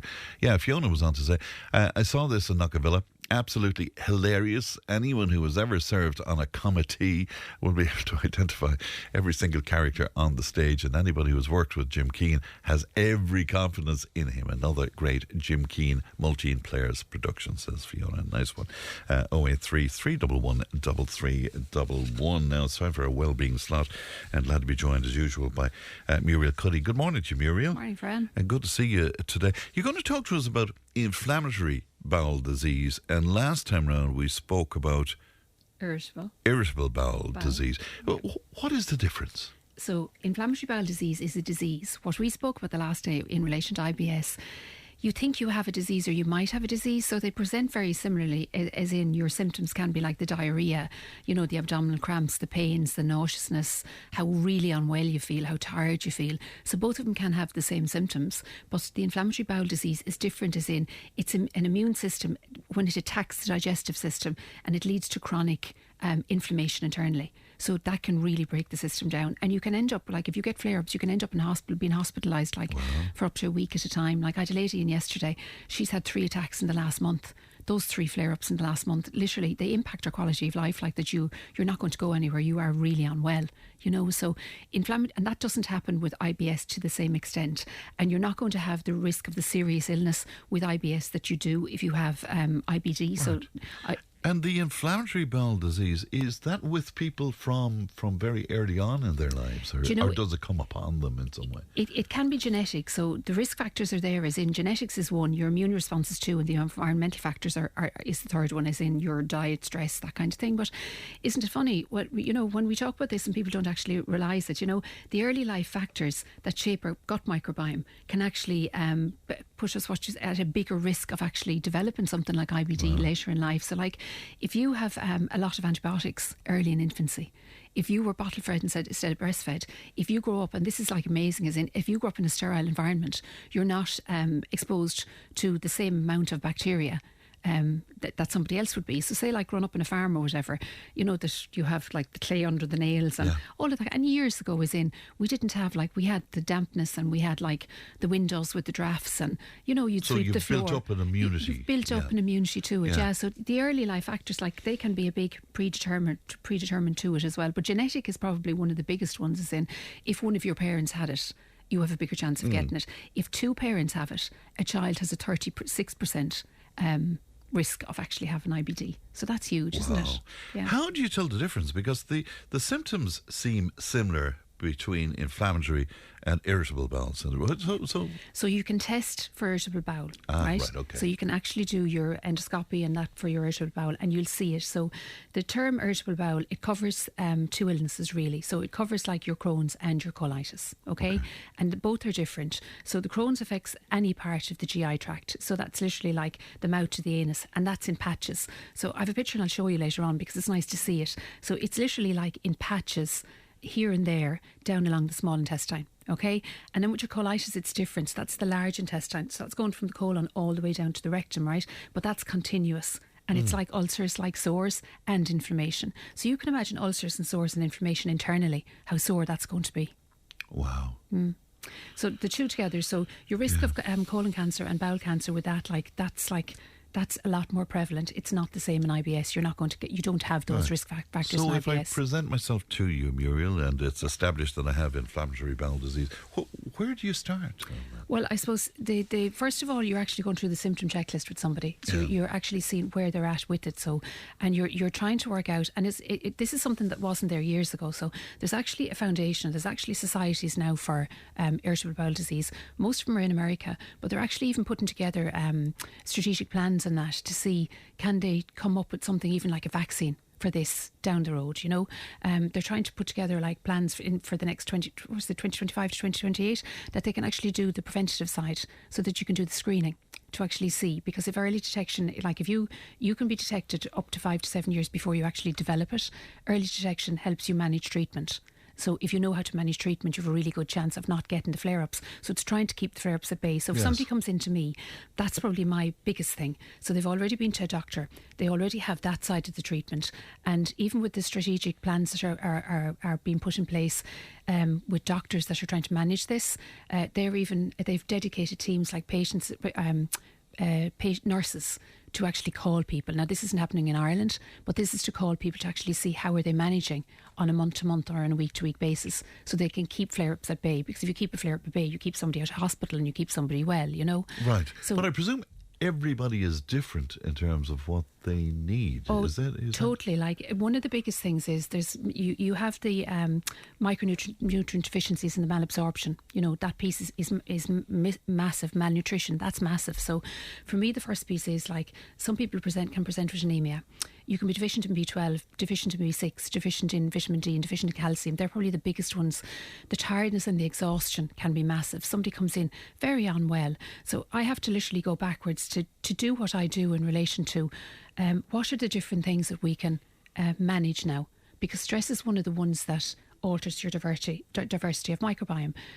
So you have to literally, with somebody with IBD, you have to nearly cut that out completely. Stress. So like Charlotte will tell you, she has IBD, right? So she has had to learn how to manage stress 25, 30 years ago, because if she doesn't manage her stress straight away, that's the first trigger that she's going to be unwell with, right? So we have to get a handle on that.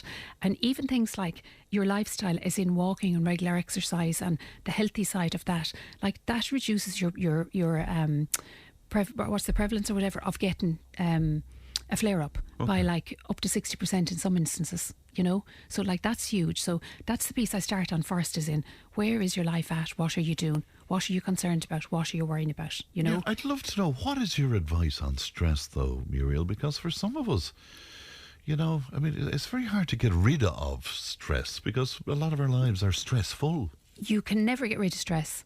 You can never get rid of stress, and my world is no different to anybody else's, and I'm talking to 6 or 7 or 10 people every day, right? And I talk about this all the time because I have to work on it every single day as part of my world. And today was probably one of the tougher days, as in this morning I was tired, so the week is after being long. So the stressful piece in my head of get up, miserable morning, all the things that have to be done, and I don't finish until 9 o'clock tonight. So like, how do you get through your day? The two things straight away: if there's something coming into your head that you're stressing about or you're over anxious about, you have to work out, is it a trauma? So what do we mean by trauma? So trauma is like, is somebody in your world very unwell? You know, so is there like a chronic illness? Have you like crashed the car and something really bad has happened? Is it a real trauma that's impacting your world now this minute?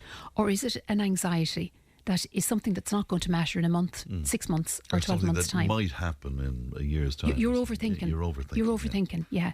So there are things you have to get control of. How do you do that? You flip the narrative on it. Yeah. So instead of doing the negative piece, you have to do the positive piece. So for me today, I was sitting outside the gym first thing this morning, and I literally didn't have the energy to go in. And I said to myself... What time was that? Oh, early. I don't know, 6:30 or whatever. And lashing rain, and I was like, okay, flip the narrative. You are really lucky that you're here. Okay. You are lucky that you didn't have to be at home to get the lads out. You're not in hospital. You're not unable to do this. You're able to do it. You don't have to go in and do a lot. You can go in, you can lift a few weights, and you know you're going to feel better. So stop feeling sorry for yourself. Get out of the car and go in and do your gym. So if you flip the narrative on, I'm grateful. The gratitude and the positivity piece, every single person that comes in, nearly I speak to them about it. We have to get that piece. So what are you grateful for? Well, the lads are well. I'm well. I'm lucky I have a job, I have a good job, I love my job, I make a difference doing what I'm doing. This kind of thing. So I have food. Gratitude is huge. Gratitude, oh my God. If in every single thing we do, Fran, and with this IBD thing, the gratitude piece, if I can get people to flip the narrative and then they'll say, I'm not great at walking and I'm tired and, this piece. And I'm like, that's the negative side. Flip it, okay? Forget about being tired. I can manage to do 10 minutes. I don't have to do an hour. So, I just do 10 minutes and I'm going to feel better. So instead of running yourself down and saying, I can't, you actually say, I can. There's funny, there's the sign in the gym inside, and I took a picture of it this morning, and it said, what the body believes, the body can achieve. And I just thought to myself, that's exactly for the mind. What the mind believes, the mind can achieve. Or what the mind achieves, what the mind believes, the mind can achieve. Yeah, that's it, literally. So if you believe it, you can achieve it. So if you believe to be like, that everything is going to be negative, if you believe things are going to happen, that feeds your brain. That's the thought process that the brain is going to give back to you. It's interesting. So obviously, as you say, we can't all get rid of the stress in our lives, but we can manage it. We can manage it and we can flip the narrative of it. We don't have to have as much stress because the things we're stressing over, 95% of them never actually happen. Yeah. So if we want to stay going down the narrative of being negative and miserable, that's what we're going to get for the next 20 or 25 years. And they're the people that come into me unwell or more unwell. The ones that are very miserable and overthinking and over-anxious. Well, tell me, and obviously, this is you've seen people embrace that who would be maybe like myself, a bit narky and grumpy and stuff. Yeah. They have to do a food diary for me. So they have to do the journal, right? Okay. So if they're like that, they're doing their food diary, but I make them do their movement and mood at the back. So I purposely make them write it down. So when I make them write it down, as in, what have you done today that has been good? What are the gratitude things? So if you write down the 3 gratitude things every night before you go to bed, or you even before you close your eyes, like, what am I grateful for today? You wake up with that piece. Your mind actually switches off on a different vein and you wake up feeling more positive in the morning. And when you write it down, you actually see it and you're like, yeah, my life isn't too bad. I don't know what I'm complaining about. Do you know what I mean? You actually change the narrative. You start becoming more positive. Fantastic. And then when you come to, food is so much part of this as well, and maybe changing food habits and stuff. Yes. What about that, Muriel? Well, if somebody can have a nutritious diet and maintain a healthy weight, it positively affects Crohn's by up to 61% and colitis by up to 42%. So that's massive just with those two, just those two alone, right? Yeah. So if you're not in a flare-up, if you're in a flare-up, and this is important to know because people don't know what to do a lot of the time when they're in a flare-up, right? So when they're very unwell, you have to go back to what we would always steer away from. You have to go back to very soft digestible foods, so the white foods. So you're looking at white bread, white pasta, white rice. Even the potatoes, you're looking at potatoes mashed more than anything, right? Yes. So skin, no fibre on them. People would say porridge and that. I kind of steer people away from porridge, and I actually say go lighter than porridge again. So go to ready break. So if you go to ready break, it's more broken down. Yes, it's more processed, but it's softer that you can actually, it's palatable. So you picture all in here is sore and, really unwell. You're trying to put things in that are already palatable and digestible, that you don't have your gut doesn't have any work to do. And they're soft and they move through, but they're still going to give you some nutrition. So even with your vegetables and stuff, under the ground veg, but cook it and cook it really well. So it's nice and soft. Fruit if you want to have it. Like stew your apples. Break it down a little. Soft bananas, like ripe bananas, they're all really good. And then lean protein. So you're looking at chicken and, fish and eggs and things like that. So you're helping the digestion, is that it? Yes, you are. And you have to stay eating because if you don't stay eating, you're not going to be well, as in you need a nutritious piece of it, like olive oil and things like that. That's all great. But when you're out of a flare-up, then you have to really watch what you're doing, as in you have to get yourself back on track to be well. So the diet that I always talk about, the anti-inflammatory diet. So then you're slowly transitioning back into the high fibre stuff. Yeah. So the high fibre stuff then is back to the fruits that you can eat. Now everybody's different here, Fran. So some people, like the lady I did yesterday, absolutely fine with cauliflower, and she was fine with different green beans and things like that. Whereas I might get another person in that they would absolutely kill. Like dairy, without lactose, so the lactose-free dairy, that'll suit some people, but that won't suit others, that you have to go just completely steer away from dairy altogether, so everybody's completely different, but you're back on the vein then of a really good diet of no processed, very little caffeine, very little alcohol, chemicals and things. So you're looking for chemicals even in things like wraps and things that you would normally think are okay. You're looking then down, and even sauces and stuff, because if you can eliminate all of them, or even 80% of your diet, that you can kind of get rid of most of them, you're making this piece, your gut microbiome, so much more well that if you were going to be open to a flare-up, it's less of a flare-up. It's not as bad and it doesn't last as long. The people coming to you with inflammatory bowel disease, is that on the increase? No, IBS is probably more in the increase, than the irritable or than the inflammatory bowel disease. To be honest, and that's, I think, more lifestyle. So it's a bit like the type 2 diabetes piece. I'm seeing a lot more of that lately as well. Whereas, like with type 1, because it's more genetic, you know. Now I know you have a bigger chance of getting IBD early on, from the early on inventions that we spoke about, but nothing at all like I would with the IBS, Fran. Is it possible, Muriel, that because you describe it as a chronic, that people could have been dealing with this for decades and saw it almost as the norm for them, in other words? And most especially men, because the symptoms that you get, like, as in the really serious diarrhoea. Yeah. Now, I mean really bad abdominal cramps, bloating, that kind of thing, and the fatigue. And like, say in farming or in things like that, they often leave a lot of this go. Like, you can have rectal bleeding, like you can have the weight loss and that, and they leave it go because they don't have anyone to talk to and they don't know what to do about it.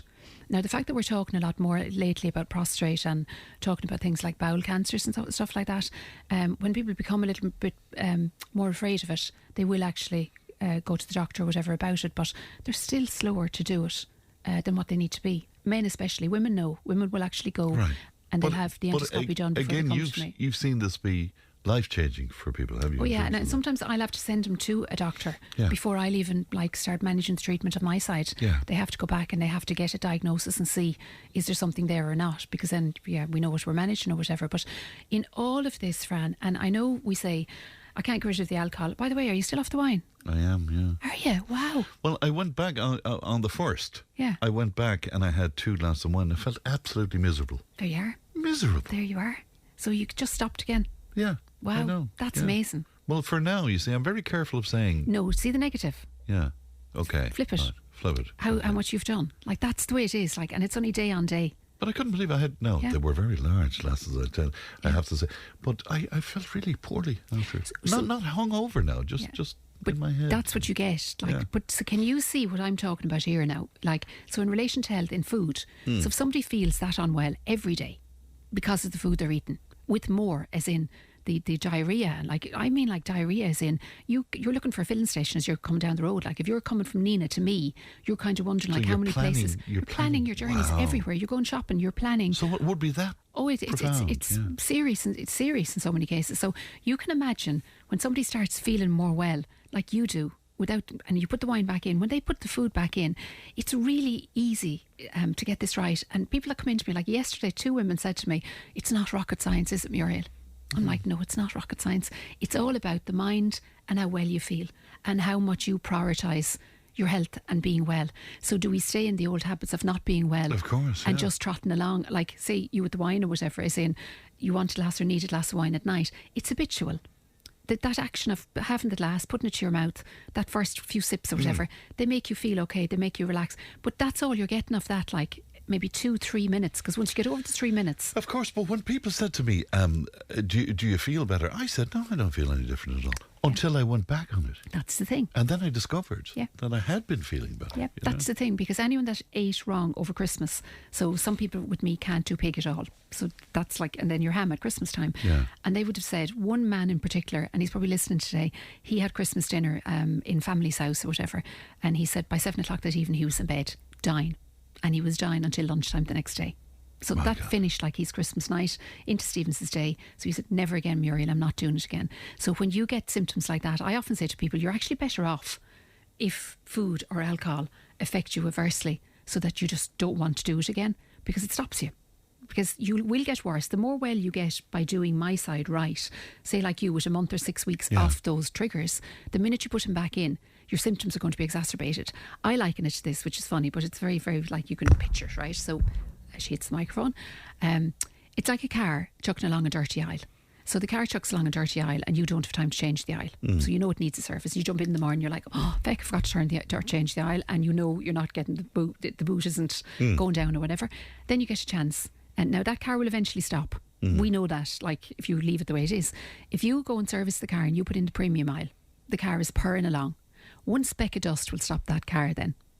even before it went along on all the dirty aisle. Right. Do you get the analogy? I do. So yeah. if you take away what is that dirty aisle for 6 weeks or whatever, one speck then that goes back in just makes you... It sets you back, indeed, yeah. Well, no, I'm not making any promises, but certainly for the moment but I'm going day on to day. mind myself and all of that. If people want to talk to you or Charlotte, how can they do that? They can ring us on 062 88 002.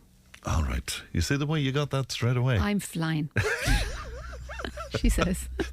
There's a positive for you. Now, I know I shared with you, and it's something I hope we can talk about at some stage. I shared an amazing article with you about breast milk and breastfeeding, and I found it just eye-opening. Yeah. I mean, really. It's crazy, isn't it? Because we think that everything the mother is giving the child is benefiting the child. Yes. But this article was literally what the baby gives back through the breastfeeding. Yes. Absolutely incredible. We must talk about that. We definitely will, because it'll definitely open people's eyes, again, in relation to what I said here, like bottle-fed in comparison to breastfed. Yeah. And how it leaves you open to getting illnesses like that. Absolutely incredible. Muriel, pleasure as always. Thanks very much indeed. We'll take a break, back with more. Tipp FM's Tip Today. With Slattery's Garage Puckon. Now is the time to pick up your next van. From the award-winning Peugeot Partner van to the Expert and the load-lugging Boxer van. We have big vans, high-roof vans, long wheelbase vans. You'll find them all at Slattery's Garage Puckon. See slatterysgarage.ie. Tipp FM's Tip Today. With Slattery's Garage Puckon. It's time to change. Test drive the award-winning range of Peugeot hybrids and fully electric vehicles at Slattery's Garage today. See slatterysgarage.ie. Now, we've been taking a trip down memory lane over the past few weeks, and listeners are just loving it. They're really buying into the whole nostalgia thing. So with that in mind, let's tell you about Timeless Tales, a brand new venture where people can record their own life stories or those of their families to preserve them for future generations. The man behind the idea is a very fine broadcaster indeed, and a great old friend of mine, Mark Whelan from Clonmel. Good morning to you, Mark. Good morning, Frank. Good to see you. And the moment you speak, you see people are going to heart. Where did I... And of course, you spent quite a lot of time here at Tipp FM, didn't you? I did indeed. In fact, I think it was myself and yourself. We joined on the old Waterford Road. Yeah, that's with the bad weather. Remember the time we got flooded in? Yeah, I know. Yeah. So we were down on the old Waterford Road there. In that building doing our shows, and the studio, do you remember, it's just inside the door. Yes. And the Waterford Road used to flood then as well. Yeah. And all I remember is Richie Anderson pulling a Jeep up to the door and we all climbing in the back to avoid the flood and get out. And then we had to broadcast. Remember up in the attic with the duvets? I remember so well. I had to get the civil defence to bring me in. One guy gave me a piggyback into it. They were the days. Good old days, Fran, weren't they? Would you tell me about, first of all, will we talk about the Clonmel podcast? Because this sort of came from that, didn't it? And that's been huge for you, hasn't it? It was. Now, I finished the Clonmel podcast about a year ago because how it worked was probably a bit silly to start something during COVID to interview people, but I did. And part of the Clonmel podcast was letting people know what was happening around the town, keeping up to date, and also covering events. But the main feature was hearing people's life stories, whether you're from the town or have moved to the town. So I'd come along, I'd record their stories, and just to get an insight of what their memories were of Clonmel and surrounding areas in their day. And I loved every single minute of it. And then I'd done a spin-off about how to contact people maybe who are living abroad from the town. So this was called Clonmel's Wild Geese, which went out once a month on the Clonmel podcast. So I might contact someone out in Australia, America. Brilliant idea. And 90% of the time I'd say, any plans to move back home to town, And they would say no. Wow. I only had one or two.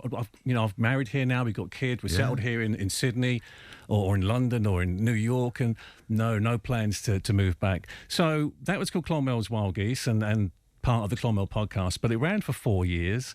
And I just felt I had to end it because I was running out of people to talk to. People were, yourself, working, especially in talk radio, getting someone to come on and tell their story. And I was, there was people I had. Who did I have? I had Ming from The Emperor was on. Brilliant. Ming was fantastic. How he came to Clonmel back in the 80s, I had the late Timmy O'Dwyer, Delilah, fantastic man. Great stories as well. So many lovely people, loved every single minute of it. So I thought, okay, Clonmel podcast finished. Got the idea of Timeless Tales. Now, Timeless Tales isn't a podcast and it's not for broadcast.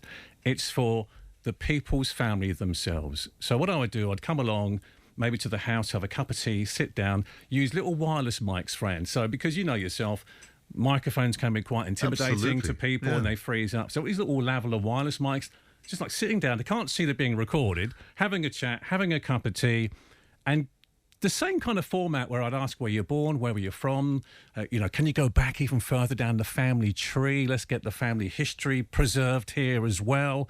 And that's how they could last 2 to 3 hours. It's brilliant, but they always forget about the fact it's being recorded, then it becomes a chat.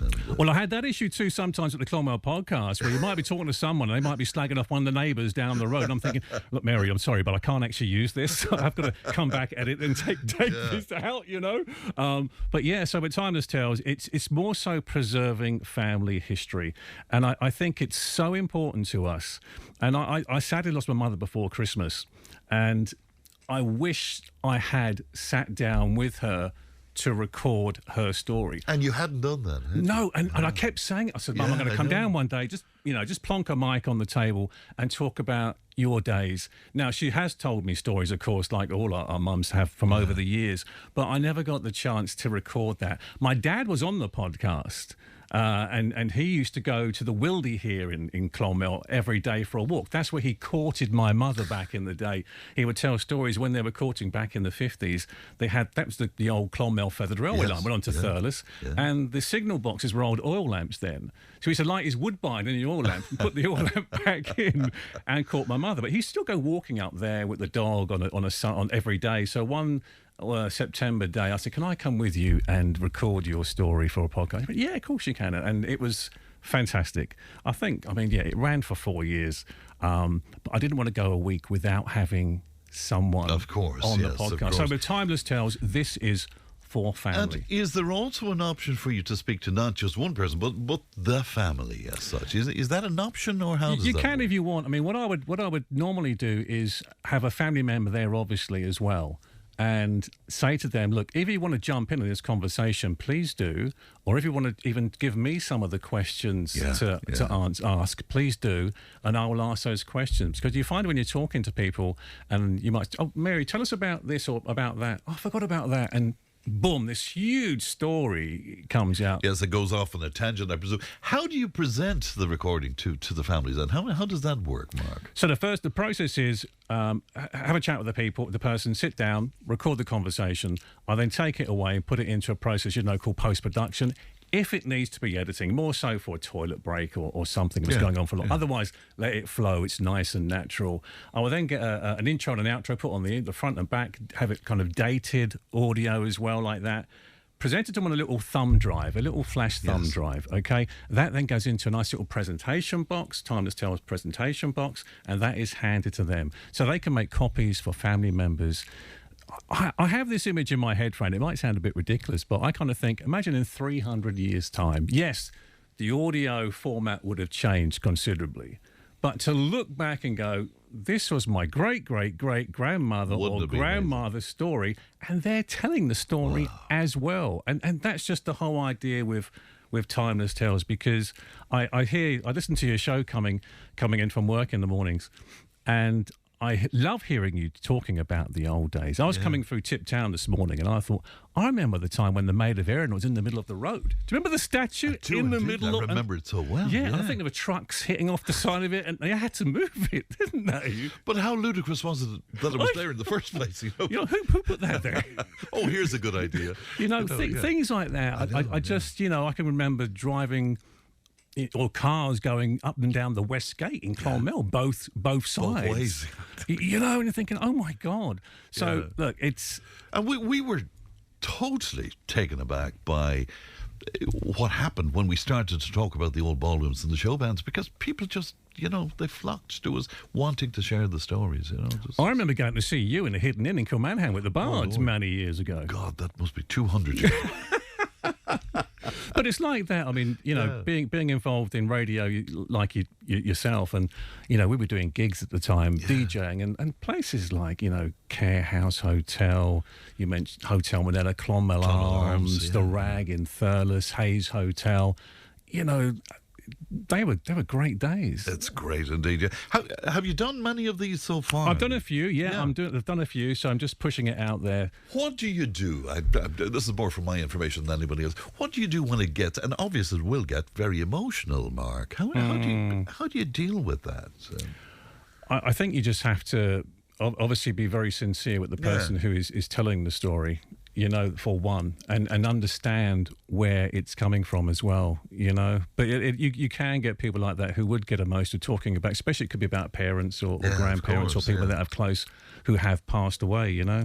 Yeah, but of course that's very much part of a conversation. Of course it is. Be passionate and I've had a few situations like that where people would mention, you know, sadly it could be a son or daughter that passed away that were no longer with us, you know. But so I love hearing people's stories. That's the other thing as well. I'm very passionate about this because I just two things happen with when people talk about stories. You know, do you remember when you were a kid, for instance, and you know your parents might have friends or aunts around that would talk about the old days? You'd go, oh, you're right, and you'd leave the room bored out of your backside. Don't you wish you were still there now, listening to every single story?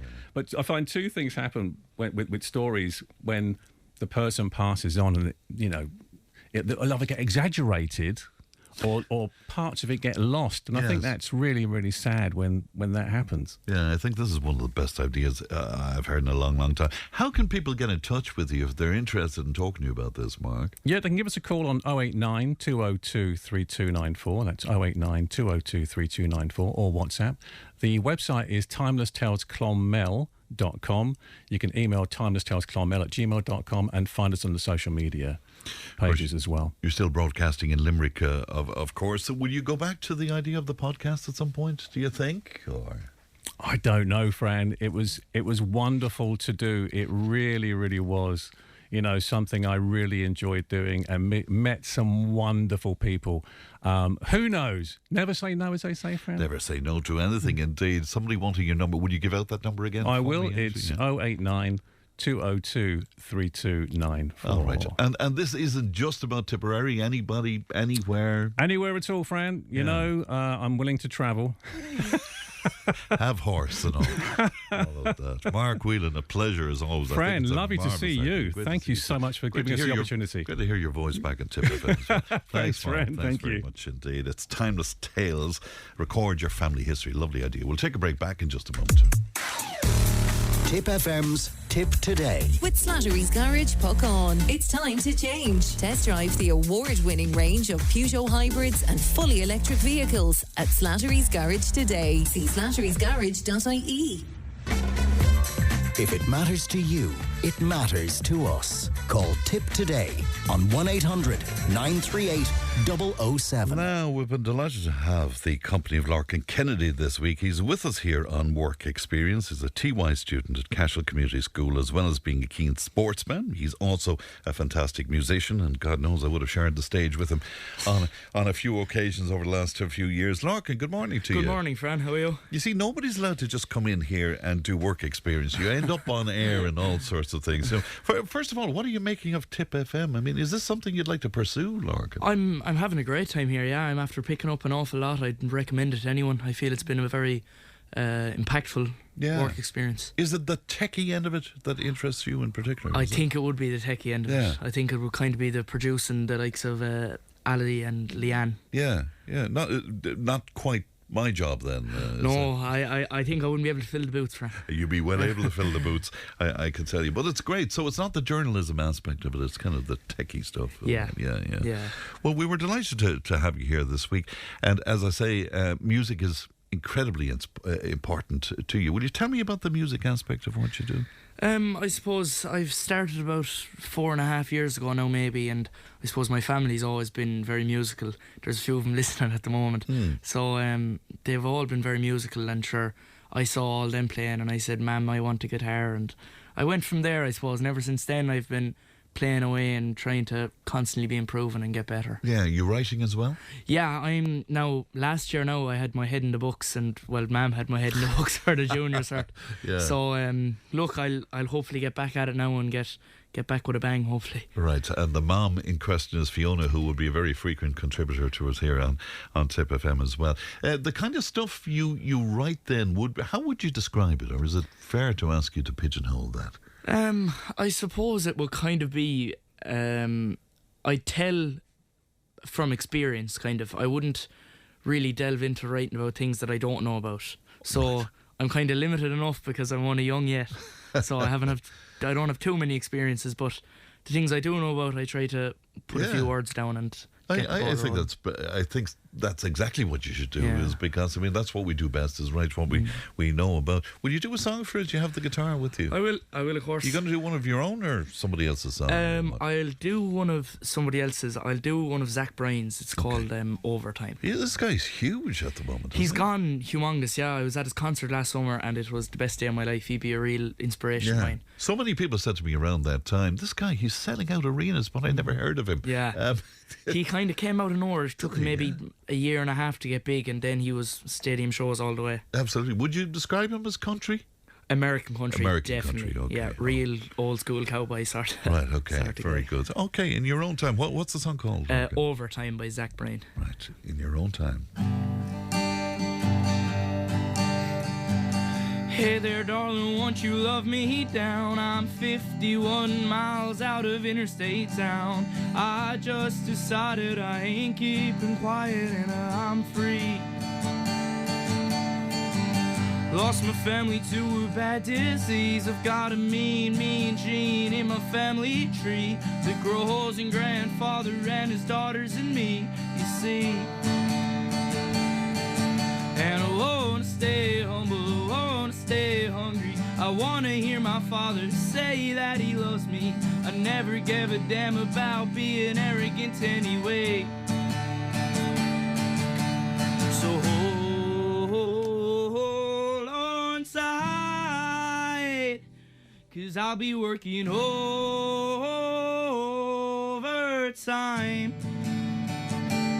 They told me that I couldn't and I shouldn't even try.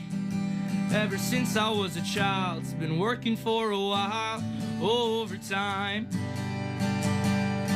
They said I was a no good singer from a cutthroat town, tattooed skin and nobody around. Your songs sound the same, you'll never make a name for yourself. But I've been scraping by my whole damn life, and Granddaddy worked a double till the day he died. Never let a man's earthly pride get you down. No matter who you are, no matter what you do, I'll become what I deserve, and it's all true. You'll be there asking yourself why. So hold on tight, 'cause I'll be working overtime.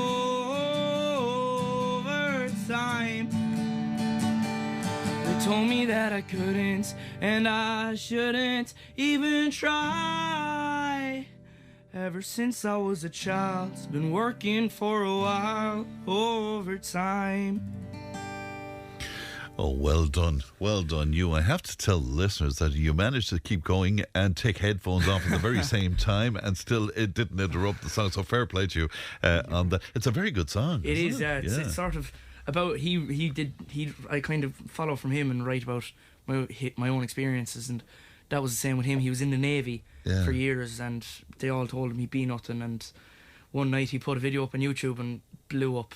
Ever since then he hasn't looked back. And look at him now, he's an absolute superstar, isn't it? Great. What's the ambition, Lorcan? What are you hoping for? Well, I suppose obviously dream number one is to pursue the music. Yeah. And then I suppose, say a college aspect, I would either go for, I think, teaching or an apprenticeship. Do you think? Yeah. One or the other, yeah. Yeah. Definitely. It's interesting. And the apprenticeship, what would that be? I maybe plumbing, because I suppose the way everyone knows, the way now AI is coming into things and coming into everything, and I suppose my mind is AI. It will take a very long time for AI to be able to unblock your sink. To unblock, exactly, Fran, exactly, yeah. I suppose, and you're out earning straight away, and Yeah, you know, yeah. But it's interesting that it's either that or teaching. I know, they're kind of polar. I know. I suppose they're very opposite, the two jobs. But I suppose I'd love to kind of have an impact and be able to teach the future generation. And you know, I enjoy being around and teaching others. So well, you're very personal, so I'd say that would work extremely well for you if you decide to pursue that. The sport, of course, is huge. Yeah, I hear yourself and Ellie downstairs talking about sport, and you leave me sort of lost with it. But it's very important to you. Yeah, I suppose the most important bit of it would be my club hurling, Clonolty, Rossmore. I'd be very proud. The way he says that even is with reverence. And everything.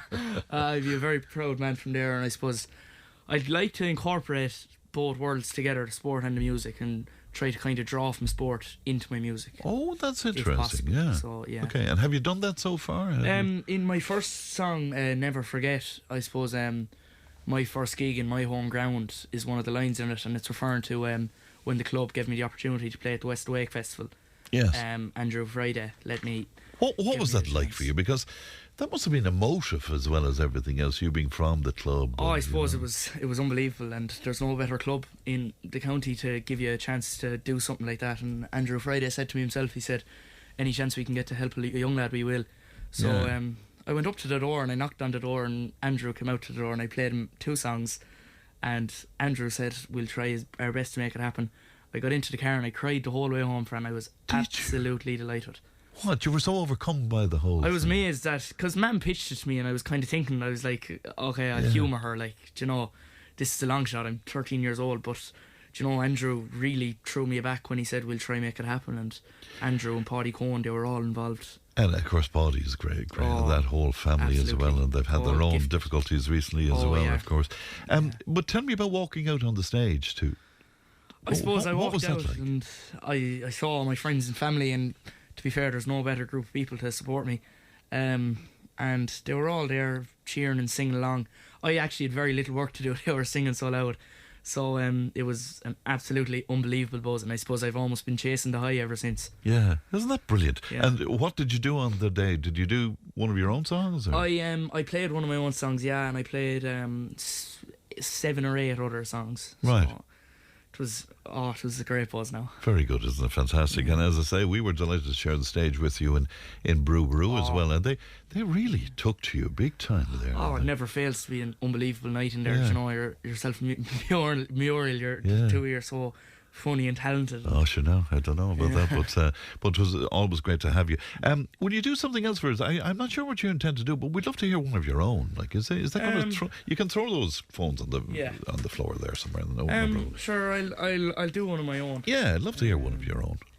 It's called Never Forget, and it's kind of about following the dream and doing what you want to do, but never forgetting your home ground and where you come from. So lovely, in your own time, Laura.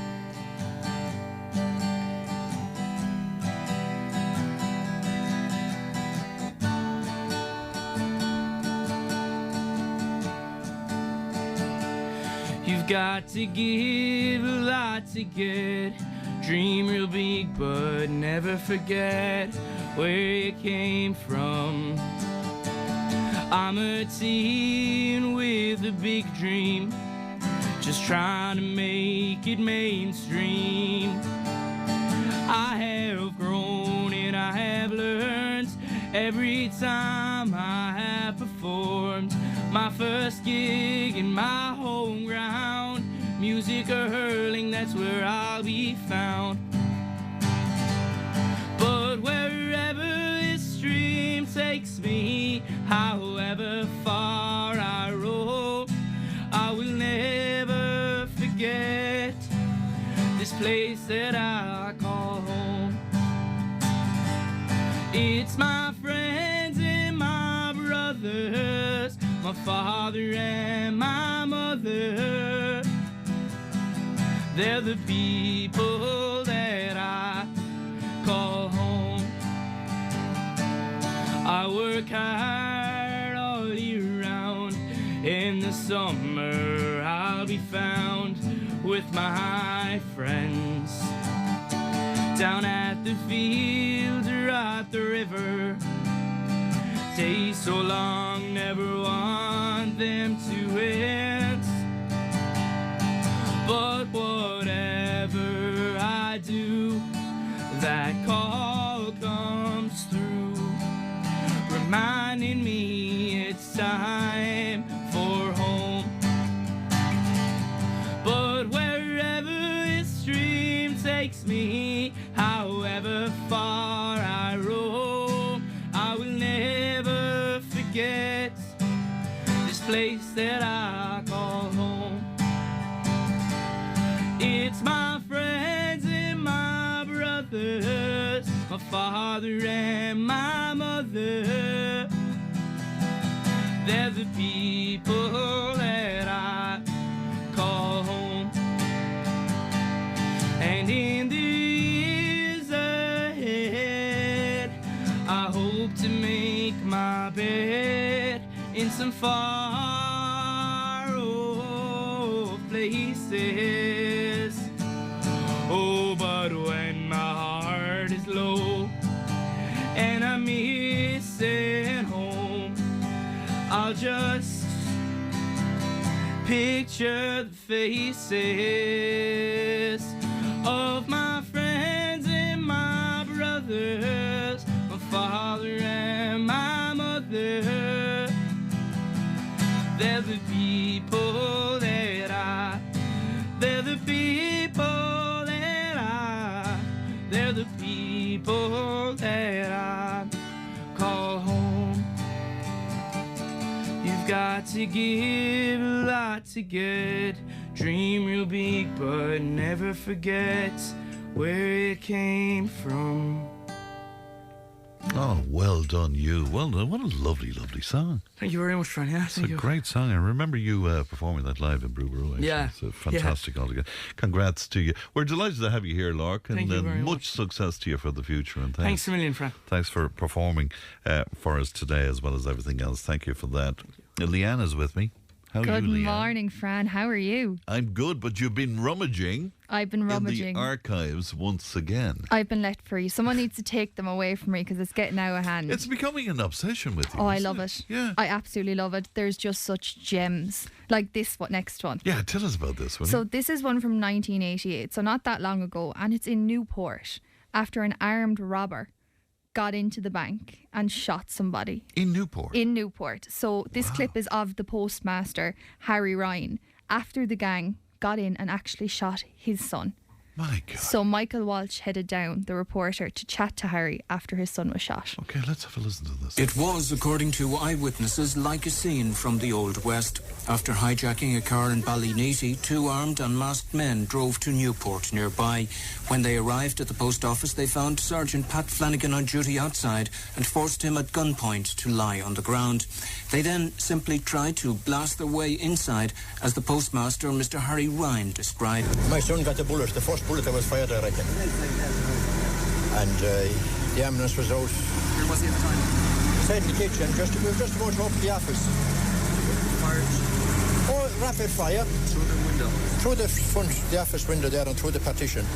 17 bullet holes we have inside. Harry Ryan Jr. is now in hospital in Limerick, where his condition is described as comfortable. A massive Garda hunt is now being conducted throughout the Midwest for the two men. 17 bullets, imagine. 17 bullets. In Newport. Good God almighty. And that's something I never knew about. I can't remember that at all. Yeah, 1988. Are you going to continue with this rummaging in the archives? Oh, I've got some brilliant ones up my sleeve. Just wait. There's just mad things. And all I was saying to you earlier is the maddest things happen in Tipperary. Like, they're just mad. The stories are mad. That's how we keep going here every morning. Like a brilliant one now we'll have next week is the UFO. Okay. In Mullinahone. And they brought out a man with a radiation machine to check the fields, and the big row then was they reported it as Mullinahone, Carrick and Shore. So that started a debate in itself. What, between Carrick and Mullinahone? Yeah, because really it was the area of Carrick, but they labelled it on their archives as Mullinahone. So they were trying to claim the UFO. The UFO, and the man came down with a radiation machine and checked the whole field to try and see. Are you serious? Yeah. Oh yeah, I have the whole clip, and they speak to the man with the machine. And they speak to the people that saw it, and they're like, "Are you sure?" The guy with the machine, was he a genuine scientist? Yeah, his job was to pick up extraterrestrial activity and radiation. So we had this big box, because if you go online, all the video footage is there to go along with these clips. Yeah. It's brilliant. I can't wait for that one. What's coming up tomorrow? We're in Nina, of course. We're in Nina tomorrow, yeah. We've Johnny Luby, first thing. And then we also have Ulton's coming in live in studio, which will be great. Yeah. We've a very interesting one. Damien Condon from Calyx Restoration is going to call in. He is actually qualified and a professional in traditional limestone and building. Oh, very good. So they're having an open house in Templetooey this weekend, so where you can actually go in and see the traditional techniques being used. Oh, fantastic. So he's going to call in and tell us all about it. And our Friday panel. We'll unpack the hot topics of the week, for sure. Leanne, thanks very much indeed for that. Leanne produced today. Ali looks after content. Stephen has the Time Tunnel on the lunchtime show, and I will talk to you tomorrow from Nina. Bye-bye now. Tipp FM's Tip Today. With Slattery's Garage, Puck On. Main Peugeot dealers in the Premier County. And now stocking the full range of the luxury French car brand DS Automobiles. Book your test drive today with Slattery's Garage, Puck On. See slatterysgarage.ie.